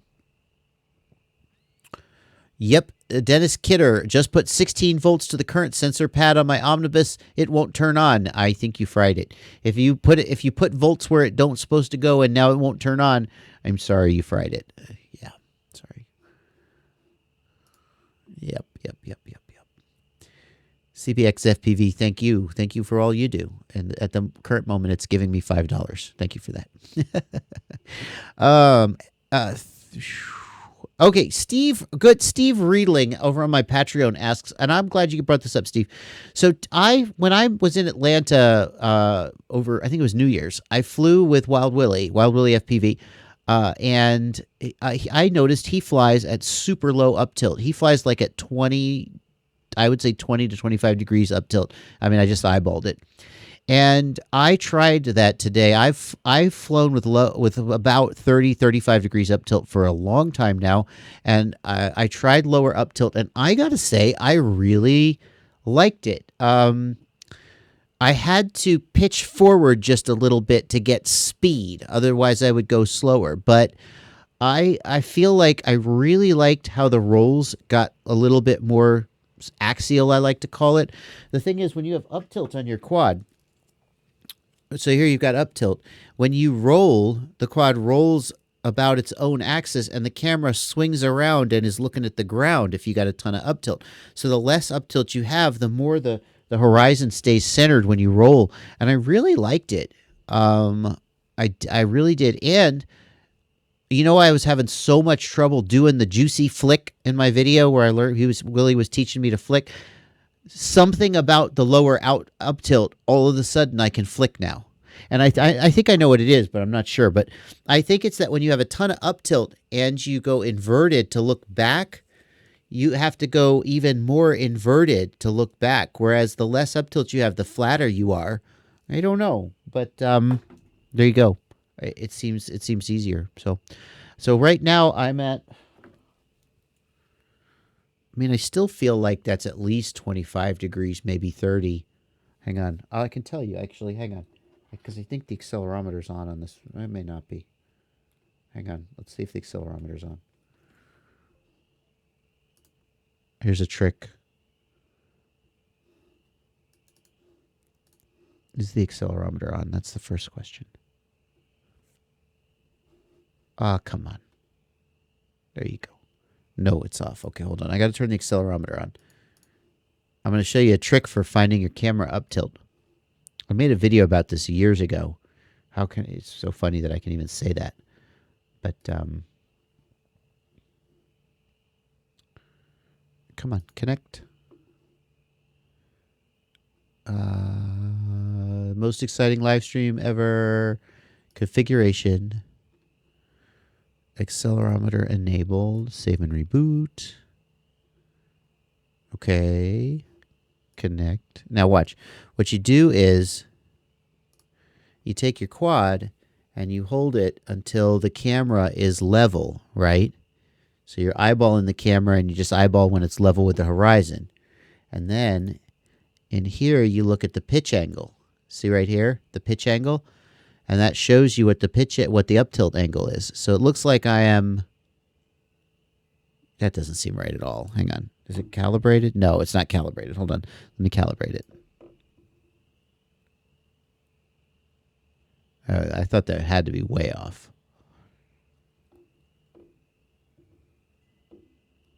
All right. Stand still.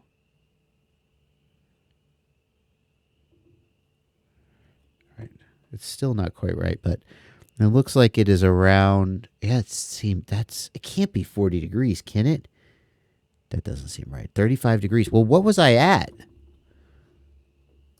What was I at? If I turned it down and now I'm at like 35, 40 degrees. Geez. Anyway, lower up tilt. But Willie was at like 20, 25. So that's the answer to that question. There was a question in there that I wanted to get. It was about digital.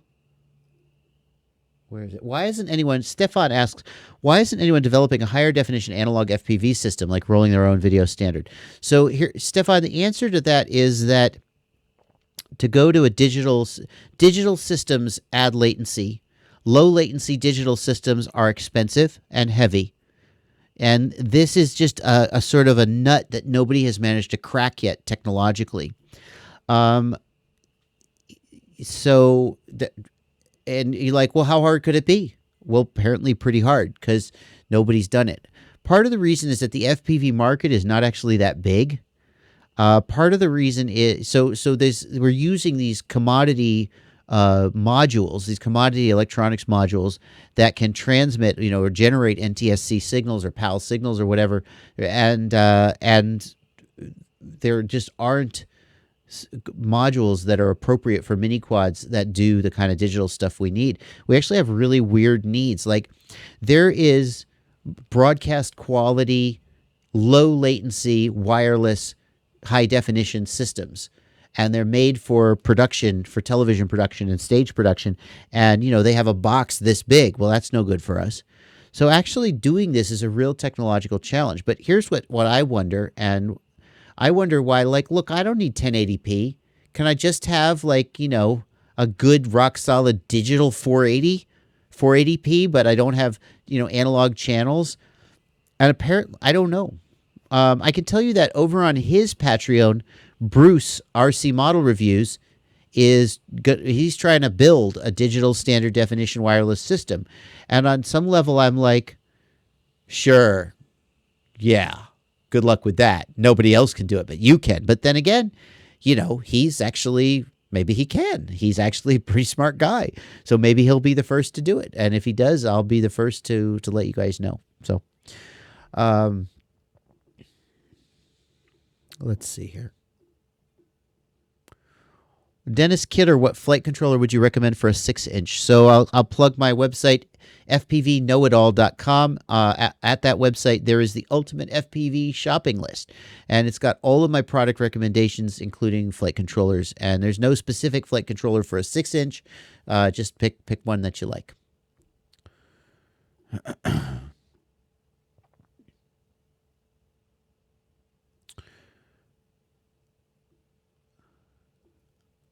Let's see here. Thank you. Somebody's giving me $2 for the guy that wants to but can't. That's very kind of you. Gregory Chin over on my Patreon asks, hi, Josh. I just bought some Fat Shark HD3 brand new, supposedly on eBay. When I powered them up, there's a speck of dust in the left-hand side behind the lens. Same problem as you had. I live in Australia.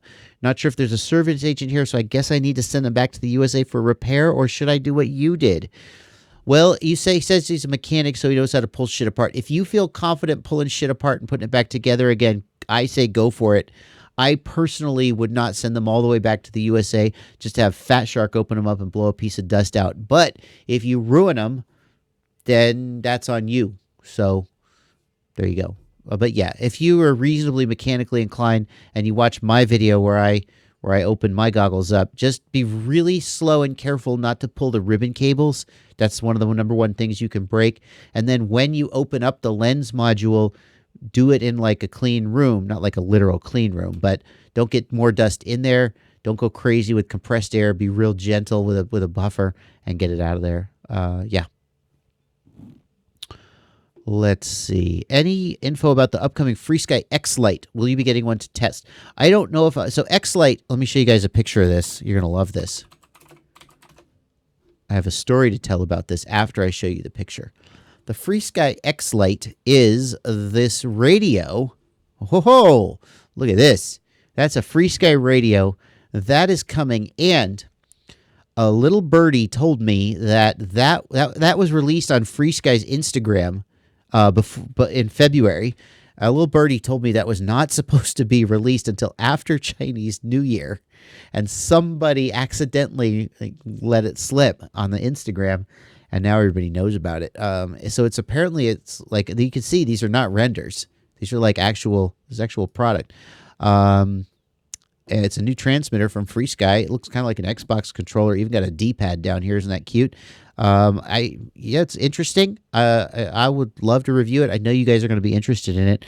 We'll see how it is. I don't think it's going to get me to switch from my. I really like the standard transmitters, but like, where's the neck strap go? Well, it doesn't have a neck strap because you hold it like a game controller. Okay, I'm out. That's it for me. Let's see. Alex Hernandez asks, can you explain the D-term slider and what to look for when tuning that? Let me show you what he's talking about here. Is this still plugged in? No. Hang on. You're talking about the D-term set point weight, and I can't explain that for you.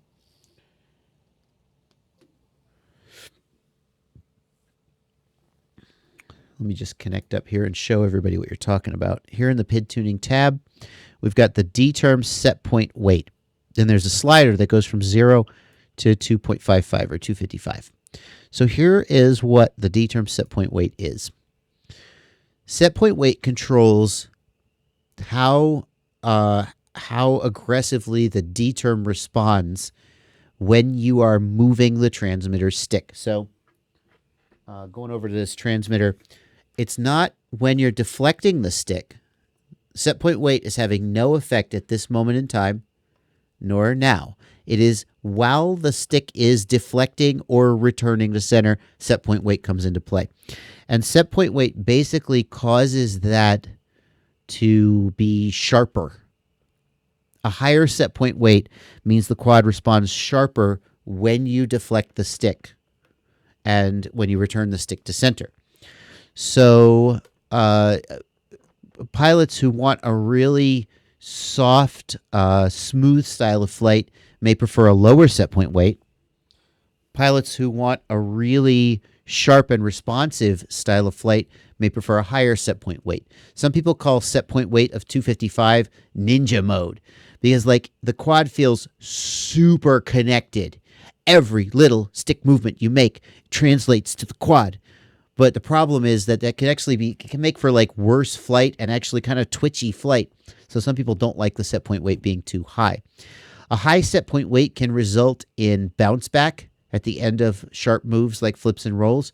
So if you're trying to tune out bounce back and you just can't do it by adjusting P and D, one thing you can try is to reduce set point weight just a little bit, and that can sometimes soften that up. So that's what set point weight is. Let's see what else we got.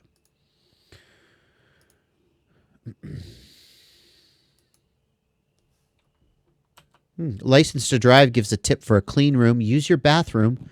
Run your shower for a little bit to remove dust from the air. Cute.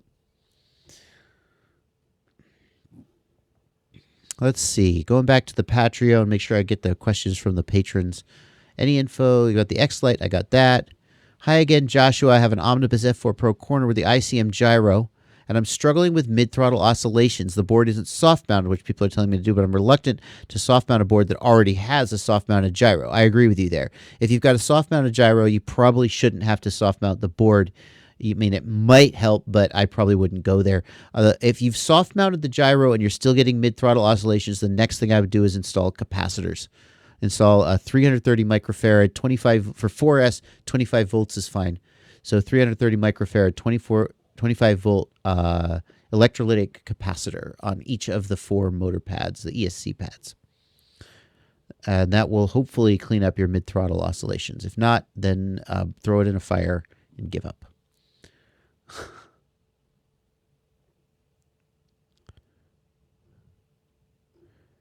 New type JP, there's no, I'm going to assume you're joking, but if you're not, there's no call for that kind of comment. Talking about losers and nerds. Come on. Give me a break.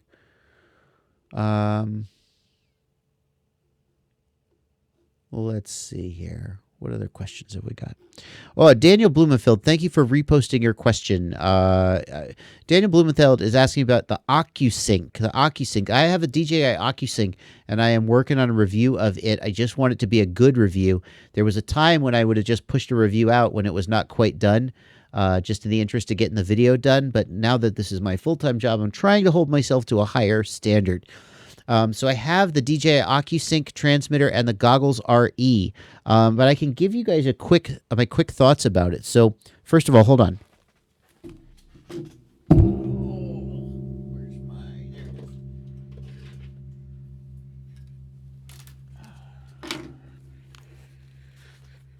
This is the OcuSync transmitter. This is the video transmitter here. And it immediately tells you whether this is appropriate for a racing drone.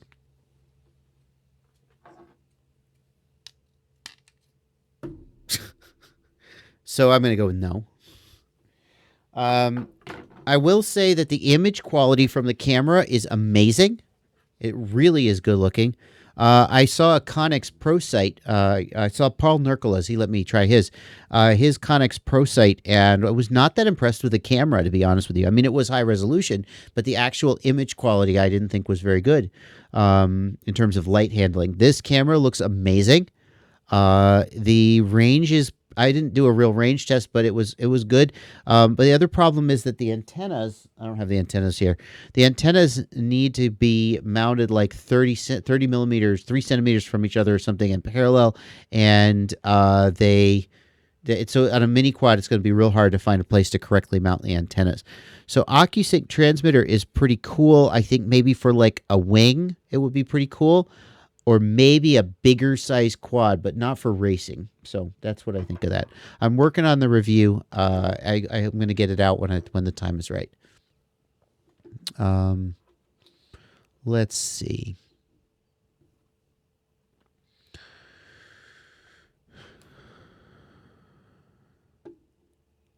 Rooster versus Chameleon. Gordon Gowdy asks, sorry if I messed up your name, Gordon. Rooster versus Chameleon. So let me talk about that. Now let's talk about the Rooster. So if you guys heard about the problem with the Rooster, the Rooster is this frame from Armatan. Let's bring it up on screen here. Let's bring it up on screen here real quick. Hold on. Here's an Armatan Rooster. And the thing with the Rooster is that it is got changeable arms. So the Chameleon is a single bottom plate. The Rooster is changeable arms. So it's kind of like on a Chameleon with changeable arms, although they made some changes to the front end as well. It's got a titanium front end, a little bit of a different design. But when it first shipped, there were some problems with the bolts. The bolts that hold the arms on, the heads would strip. They didn't get the supplier basically screwed them up.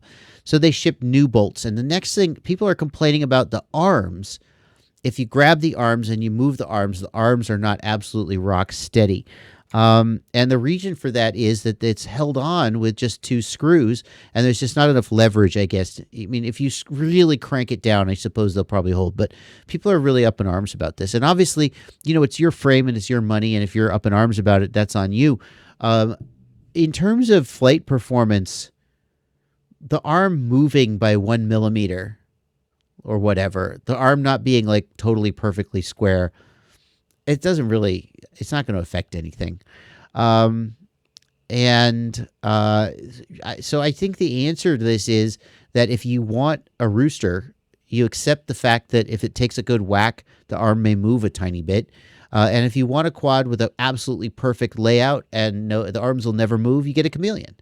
And the Chameleon is now available with an updated front end, a Chameleon TI, titanium front end. So you can get a Chameleon with a very similar or the same front end as the Rooster. And the arm, but then the downside of the Chameleon is if you break an arm, you got to change the whole bottom plate. So I think that there's too many good things about the Rooster to just throw the whole thing away because the arm moves a tiny bit. But not everybody feels that way. And I guess I respect that. How many volts should a 6S capacitor have, asks RD. So RD, the industry standard is to derate the capacitor by 2 or even 3x, because especially in an environment like a quad where there's voltage spikes. but it's not like it's just going to blow up if you exceed the rating and the size gets pretty big. And that's why for 4S, I typically will run a 25 volt capacitor, even though on 4S, technically you should be at like a 35 volt capacitor to get that 2x D rate. For 6S, you would have to ask the 6S guys to be sure, but I think 50 volts is a standard size, and I suppose I would probably do 50 on a 35, 50. Maybe you get away with a 35. I don't know.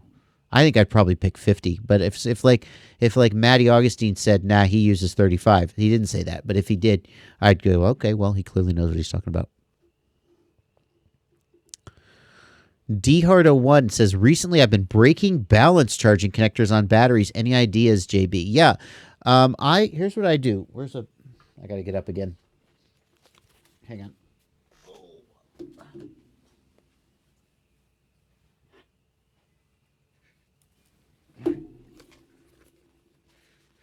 You got to figure out how to restrain the balance connector on the battery. So what I usually do is I'll stick it between the battery lead, and I'll kind of tuck it up like this, you see? And then I'll twist the battery lead like so it stays held in place, and plug it in like that. So something like that might work. The exact way to do this is going to vary depending on, you know, the length of your battery lead. On some of my batteries, the battery lead is too short and I can't get it in there. So then the next thing I'll do is I'll take it and I'll kind of tuck it up underneath the GoPro. So it's kind of stuffed underneath the GoPro and doesn't come out. And you can even, I got a strap here right now, but you can actually kind of get it underneath the GoPro. So just find a way. You can fold it back and tuck it underneath the battery strap, perhaps. There's various things you can do.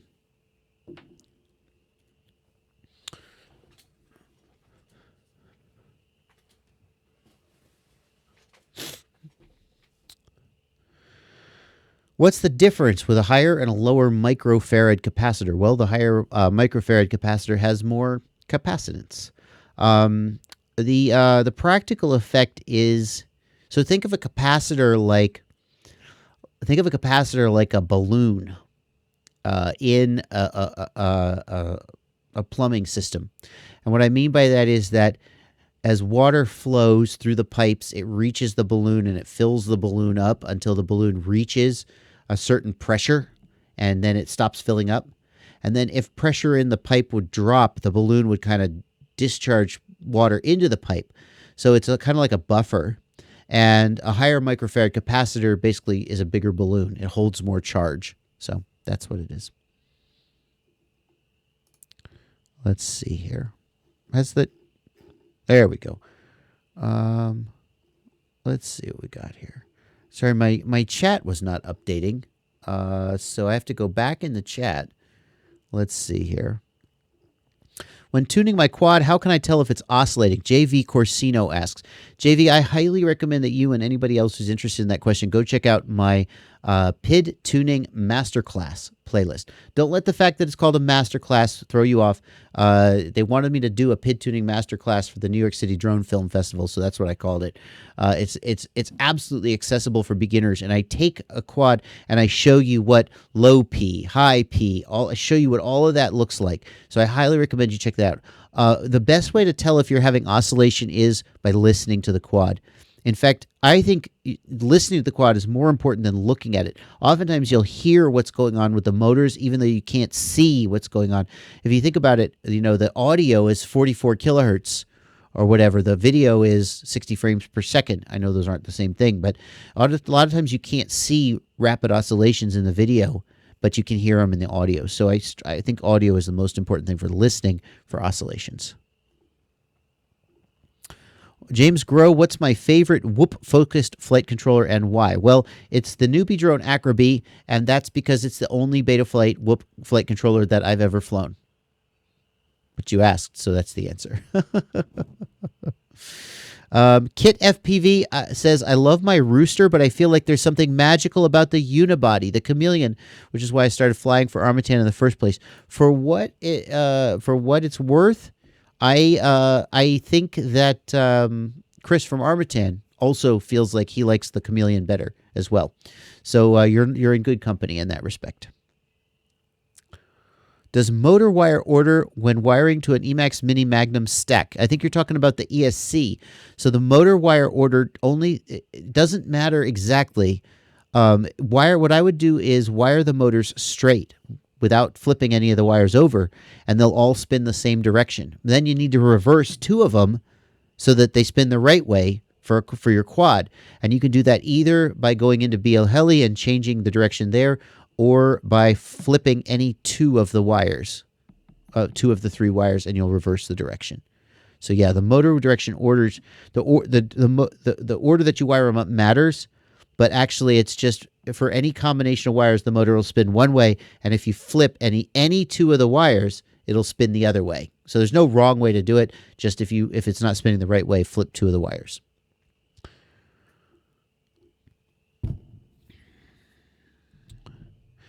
I can't say your name, but you ask about the Rooster. What about no room for a GoPro?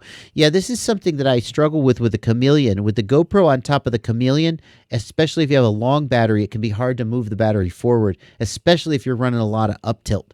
The same is true for the Rooster. Sometimes I have the battery hanging off the back of my Chameleon, but I still like the frame and still think it's worth it. Hang on. Joseph D. Ford asks, what's the downside of going with high kV motors? The big downside, it used to be that high kV motors had less torque, but the big downside, modern motors just have tons and tons of torque. They don't care. So the big downside today is that higher kV motors will spin at a higher RPM, and that means they'll draw more current. That's generally it. If your battery can take it, then you can run high kV motors and be okay.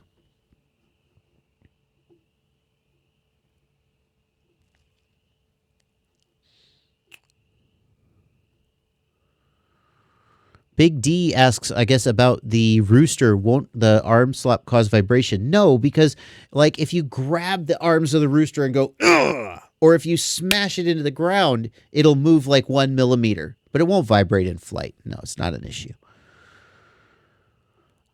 T. Jenga asks, I've just upgraded my motors from 2206 2300 kV to 2205 2500 kV. Should I update my ESC from 20 amp to 35 amps? I feel like for almost any 2205 motors, even a 2500 kV, a 20 amp ESC should do it. Because 20 amp ESC, you got 80 amps, but the 20 amp ESC is that's continuous. You probably get 25 or 30 amps of burst. And the chances of you exceeding 120 amps on that motor for very long are probably pretty small. So I would probably keep flying the 20 amp ESCs, and you'd probably be fine unless you're just really just thrashing the throttle. What is happening when I arm my quad to air mode and it starts bouncing and yawing? I'm going to guess you're arming and your idle speed is too high and it's kind of bouncing and trying to take off. I'm not sure about that though. If your idle speed isn't too high, I don't know. That's my guess. Old Gravy Leg, I got that question. Thank you for the donation. Myself gives 30 DKKs. Now, I don't know I'm going to guess that's kroner. Let's see if I'm right. And he says, just no question, says, thanks for all you do. Danish krona. Yes, $5. Thank you. myself. Let's see here. 30 for a 3-inch Acro Freestyle setup, which 14XX motor would you recommend for this type of setup? I'm sorry to say I don't have enough experience with micros to really make a recommendation there. So I want to acknowledge your question, but I want to tell you I don't have a good suggestion.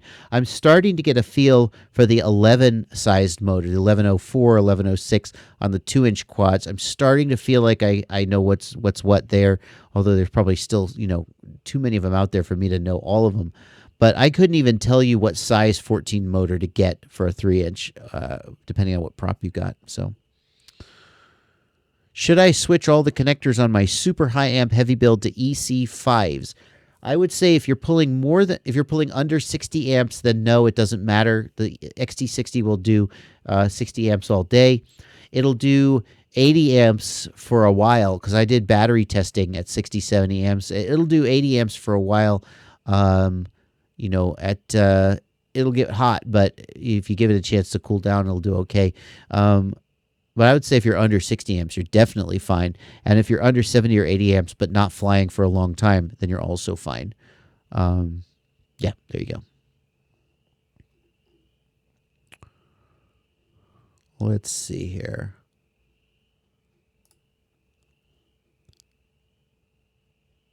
Old Gravy Lake says 1407, 4100 kV Brother Hobby motors rip on 3-inch. All right. Well, he would know. Aaron Allegria says an all-in-one won't handle high currents like a dedicated PDB can. I'm not so sure about that, Aaron. You know, a lot of these, the PDB will be a 4-layer board with 2-ounce copper pour, and the all-in-one will be a 6-layer board with 2-ounce copper pour. I'm not actually convinced the all-in-one is going to have less current handling capacity. It may have more issues with noise, of high-frequency noise, but I don't think you should assume that the all-in-one isn't as good at handling high currents. The all-in-ones can handle surprising amounts of current for, I mean, I don't know how it's possible, but they'll handle 130, 150, sometimes even 180 amps on an all-in-one flight controller. And I'm like, how do you get that many amps through that much copper? I don't know, but they do.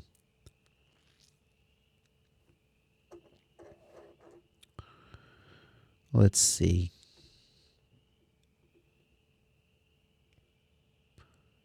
Any ideas why my ET100 Micro banks 90 degrees when doing slow turns?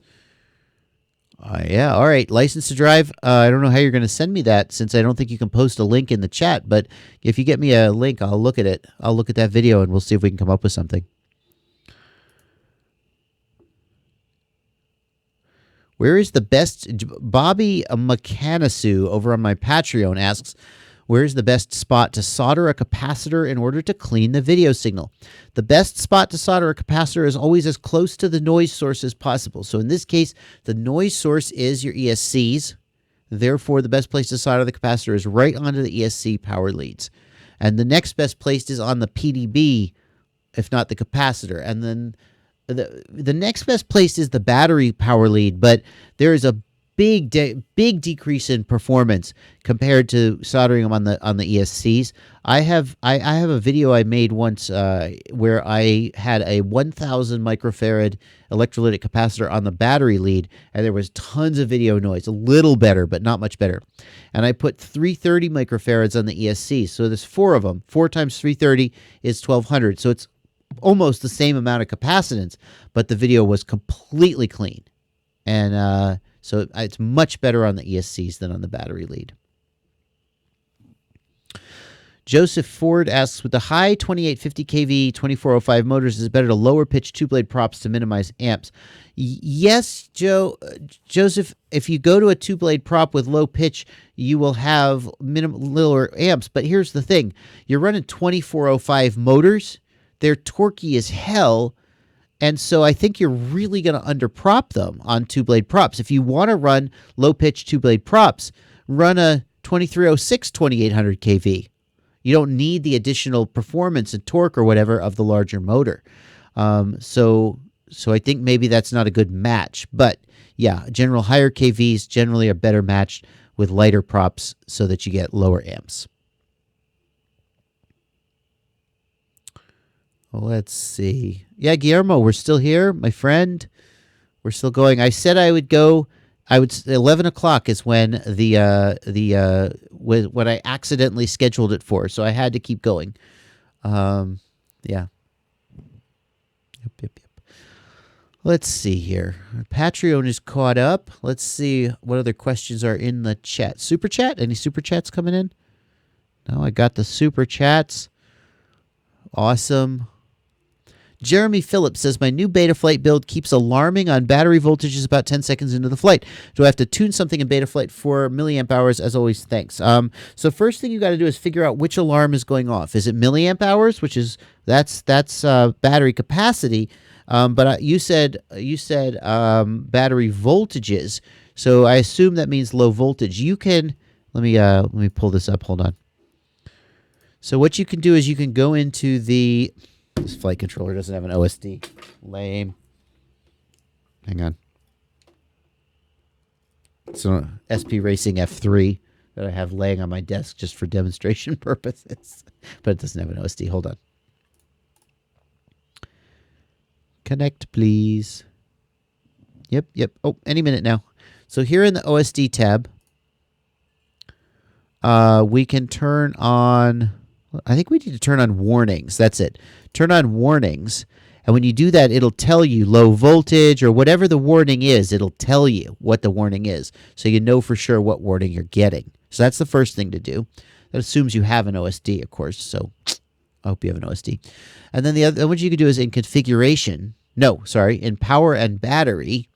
You're going to go and you're going to check the battery scale. And what you want to do is, I'm not going to do this, but you want to plug a battery in. See, I got my props on. You can't see that. I don't have my camera turned on. You want to plug a battery in, and you're going to look right up here where my mouse is, and it's going to show you the battery voltage. And then you're going to measure on the balance lead, measure the battery voltage, and adjust the scale up or down till this reads correctly. You might need to hit save. Then once this is correct, you know the battery scale is reading correctly. Okay, fine. Then the question is, if you're alarming on the battery, then that means your battery is sagging too low and you need to get a better battery. Yeah, so that's the answer. But maybe it's just miscalibrated. Guillermo, I apologize. I see people giving you a hard time in the chat about micros. I apologize. You did post the same comment like 5 times. Anyway, sorry. No hard feelings. Let's see here. What is a better... Let's see. Send a message via YouTube with a link to the video of the micro quad banking hard 90 degrees. I'm going to give it a go. Let's see if I can find this message of this video of this micro quad. Where's my messages? Community. Hold on. Messages. There we go. Oh, here it is. Let me see if I can get this up. And I'm going to show you guys this video. Monitor. Okay. Oh, wow. Look what we're doing. So let's look at this video and see if we can figure out what's wrong with this guy's quad. So, yeah, we're turning. And then, oh, yeah, that was horrible. And so my first question is, oh, yeah. Okay, what that looks like to me is is it the down spinning motor that's doing it? You're turning left. Yeah, I think, unless you have your motor direction reversed. So I'm going to assume you do not have your motor direction reversed. On standard motor direction, what's happening is the quad is turning left and this motor is spinning down. And I think what's happening is it's spinning down to idle. And it's at your idle speed is set too low and it's stopping. So what you want to do is raise your idle speed on a brushed quad. That's probably min throttle. So you're going to raise min throttle. That's what I would do. Or replace that back left motor. If it's on both, maybe your motors are just old and they need replacing and one is stopping. I don't know if they're brushed motors. That's my answers. Tim Middleton says, in the FPV Drone Nationals 2016, they spoke of conceptual FPV at 1,000 scale class, meter scale. Has that started, or have you heard of anything about like that? Yes. So there's a Freedom class. Freedom class is one, and X class is another. I have a guy I know he's a Facebook friend. His name is Andrew Dysonian is what he goes by. He has I think it's a 1 meter quad, and he races it. Let me see if I can find an example of that. Let's see if I can find any examples of X class drone racing. And his pilot is actually Zoe FPV, if you can believe that. She doesn't just fly 3D quads. Look at this. Hang on.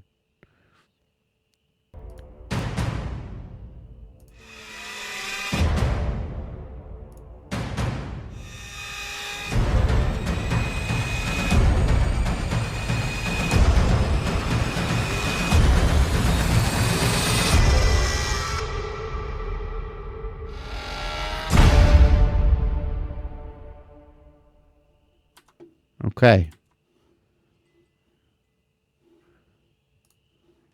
Yeah, what do you think of that, huh? Yeah, so X class and Freedom class are two things you can look into for meter scale racing. One of those was like a 1 meter tricopter, I think. Yeah, ooh, weird.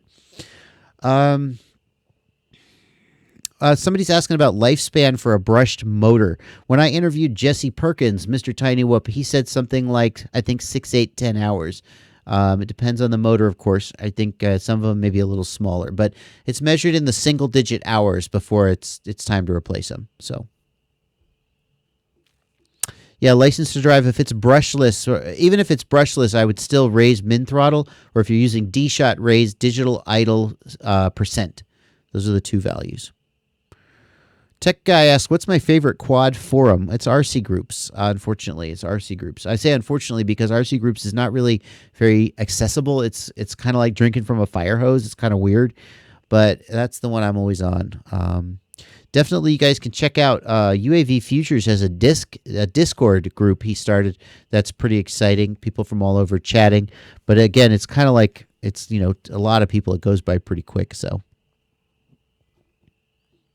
It was a Y6, not a tricopter, my mistake. Lightning Stalker has a video for me to watch. I'm a little scared late. Are your clothes on? Okay. You can message it to me somehow, and I'll take a look if you have a question, for sure. Any recommendations for a walkthrough of flashing BL Heli ESCs? They won't flash using pass-through. It says failed write may have corrupted something. If you've got an ESC where a failed write may have corrupted it, you may be hosed. You can always recover the ESCs for BL Heli. For BL Heli and BL Heli S ESCs, there's a thing called C2. C2, the letter C, the number 2. The C2 interface is how you flash those, and you can recover them. I don't know how you do it for BL Heli 32 ESCs. I don't know what the equivalent is to the C2 interface there. But yeah, that's how I would do it.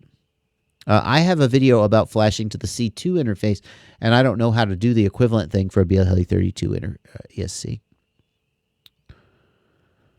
Let's see. Let me just check here. Have I watched the new Star Trek Discovery? I don't have a lot of time for watching TV, unfortunately. I'm too busy making videos. I don't say that. I'm not like complaining. I like making videos. I just don't watch a lot of TV. I'll tell you what I watched. Since you asked about what I'm watching, I watched Blade Runner 2049. This has nothing to do with quads. That's a really good movie. It's a really good movie. I watched it once by myself and a second time today with Issa, my partner, and it really impressed me. I highly recommend it if you're into movies. It's like 3 hours long, but at no point does it feel slow. And I'm really, really impressed with how the director was willing to let the actors just emote without talking. There's so many scenes where you can see all this emotion going through you can see what's going on in the actor's mind without actually them saying anything. A really, really well made, really nice movie. I really dug it. Okay, there you go. Yeah. So we're gonna wrap up pretty soon. I apologize to you guys who showed up at 11 and only are gonna get an hour. I've been going since 8. I accidentally scheduled the time wrong. I meant to say it for 8 o'clock Eastern, but I said 8 o'clock Pacific. So I started at 8 o'clock Eastern, and I've just been going since then for almost 4 hours now. So we're gonna call it at midnight my time. And anybody who got up early in the morning to see me, I hope you got something out of it. An hour. So, let's see if there's any other. Jay, is there a list of all the Betaflight 3.3 features you hinted at besides the anti-TAS? No, I don't have a list. What you want to do is you want to look at the release notes. When they look in so I'll show you how to do that. Hold on. So here, what I'm going to do is I'm going to search for, hang on. Betaflight releases. And here on GitHub, you'll find the Betaflight releases page. And here is Betaflight release candidate 1. And there should be release notes associated with it, I hope. Yeah. Yeah. So here's the release notes, and you're going to want to, major features, right? And minor features. So always just go to the releases page and check the release notes, and that's when you can find, and that's what I do when I make my videos about them. So I will cover some or all of these features, and you can wait for that. But that's the stuff that's in there.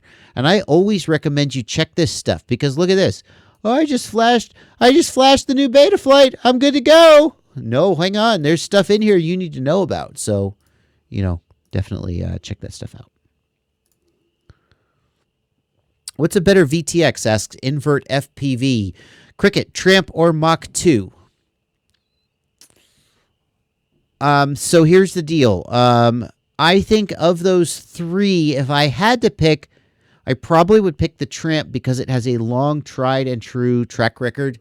The Cricket has an awesome, I love it on paper, but it's brand new. And so if you want to kind of take a chance on it, it has a great, like it has a built-in microphone, the new Cricket Pro from RMRC. Uh, the Mach 2 I like a lot, but with Betaflight 3.3, there's going to be the smart audio issue, and it's looking more and more like the fix for the Mach 2 smart audio problem is going to be that you have to download a custom hex. So if I were buying one today, I'm not sure I would pick that one when there's so many other good ones that will work seamlessly. If you already own a Mach 2, I'm really happy that that Race Day Quads. So here's backup.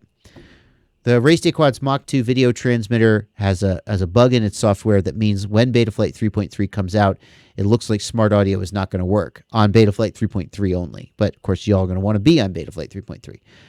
So Race Day Quads has committed to taking care of their customers, and they're saying that if they need to, they'll do whatever they need to do. And one of the things they could do, I don't know what they're going to do, but one of the things they could do is just release a custom hex that you download a hex from them with the fix in it. So that's a little bit of a hassle. Not the end of the world, but it's a little bit of a hassle. So I think I would probably not pick the Mach 2 for that reason because we still don't know what the fix is going to be. And then between the Cricket and the Tramp, I would probably pick the Tramp, although the Cricket has the MMCX connector, and I really do like that. Maybe I would pick the Cricket, but it is brand new, so you'd be taking a little bit of a chance. Yeah, James, you're right that a set time for the live stream would be best every week, but I just don't know when I'm going to want to do it. And sometimes I just don't feel like live streaming, and I'm just like, screw it.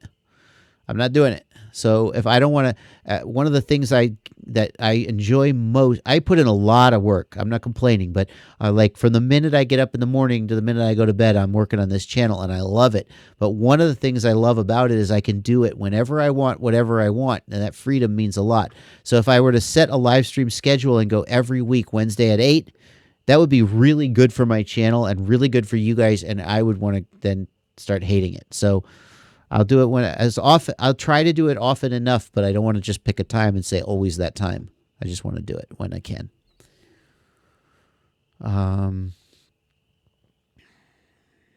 Do I think, Tech Guy 19 asks, do you think the RCX SE2205 2400 kV and the Racer Star 30 amp is at 4-in-1 is a decent combo? I'm always a little hesitant about Racer Star ESCs. They come on the Wizard, and I hear so many stories from people whose Wizard ESCs have just popped. They just lit on fire for no reason. I don't know if it's objectively more prevalent than any other ESC because they sell a lot of Wizards, but I just hear so many stories that I hesitate for them. And a 4-in-1 is even harder to build, and when it goes up, then it takes your whole stack with it. I do like the RCX motors, and the SE2205 is a good motor. They're good budget motors. The Racer Star 4-in-1 will probably do you fine, but I probably wouldn't trust the amp rating. I don't know. It'll probably be okay. Personally, Invert FPV, what is my favorite VTX? I have so many. You know what? You can check out the Ultimate FPV shopping list at my website, fpvknowitall.com. I have a whole section on video transmitters where I talk about, what's good and bad about each one. Which one would I put on a quad right now if I were building a quad? I want to try the new Cricket Pro from Ready Made RC. I want to try it out. On paper, it looks really good. It doesn't mount in the stack. I'll tell you, the one that I love right now is the Maytech VTX HV. The FC Hub VTX, sorry. What it is it's a PDB and video transmitter in one that stacks with the F405 board with a ribbon cable between them. And it's just so seamless and so easy to build and so easy to use. I'm really digging it. I really liked it a lot.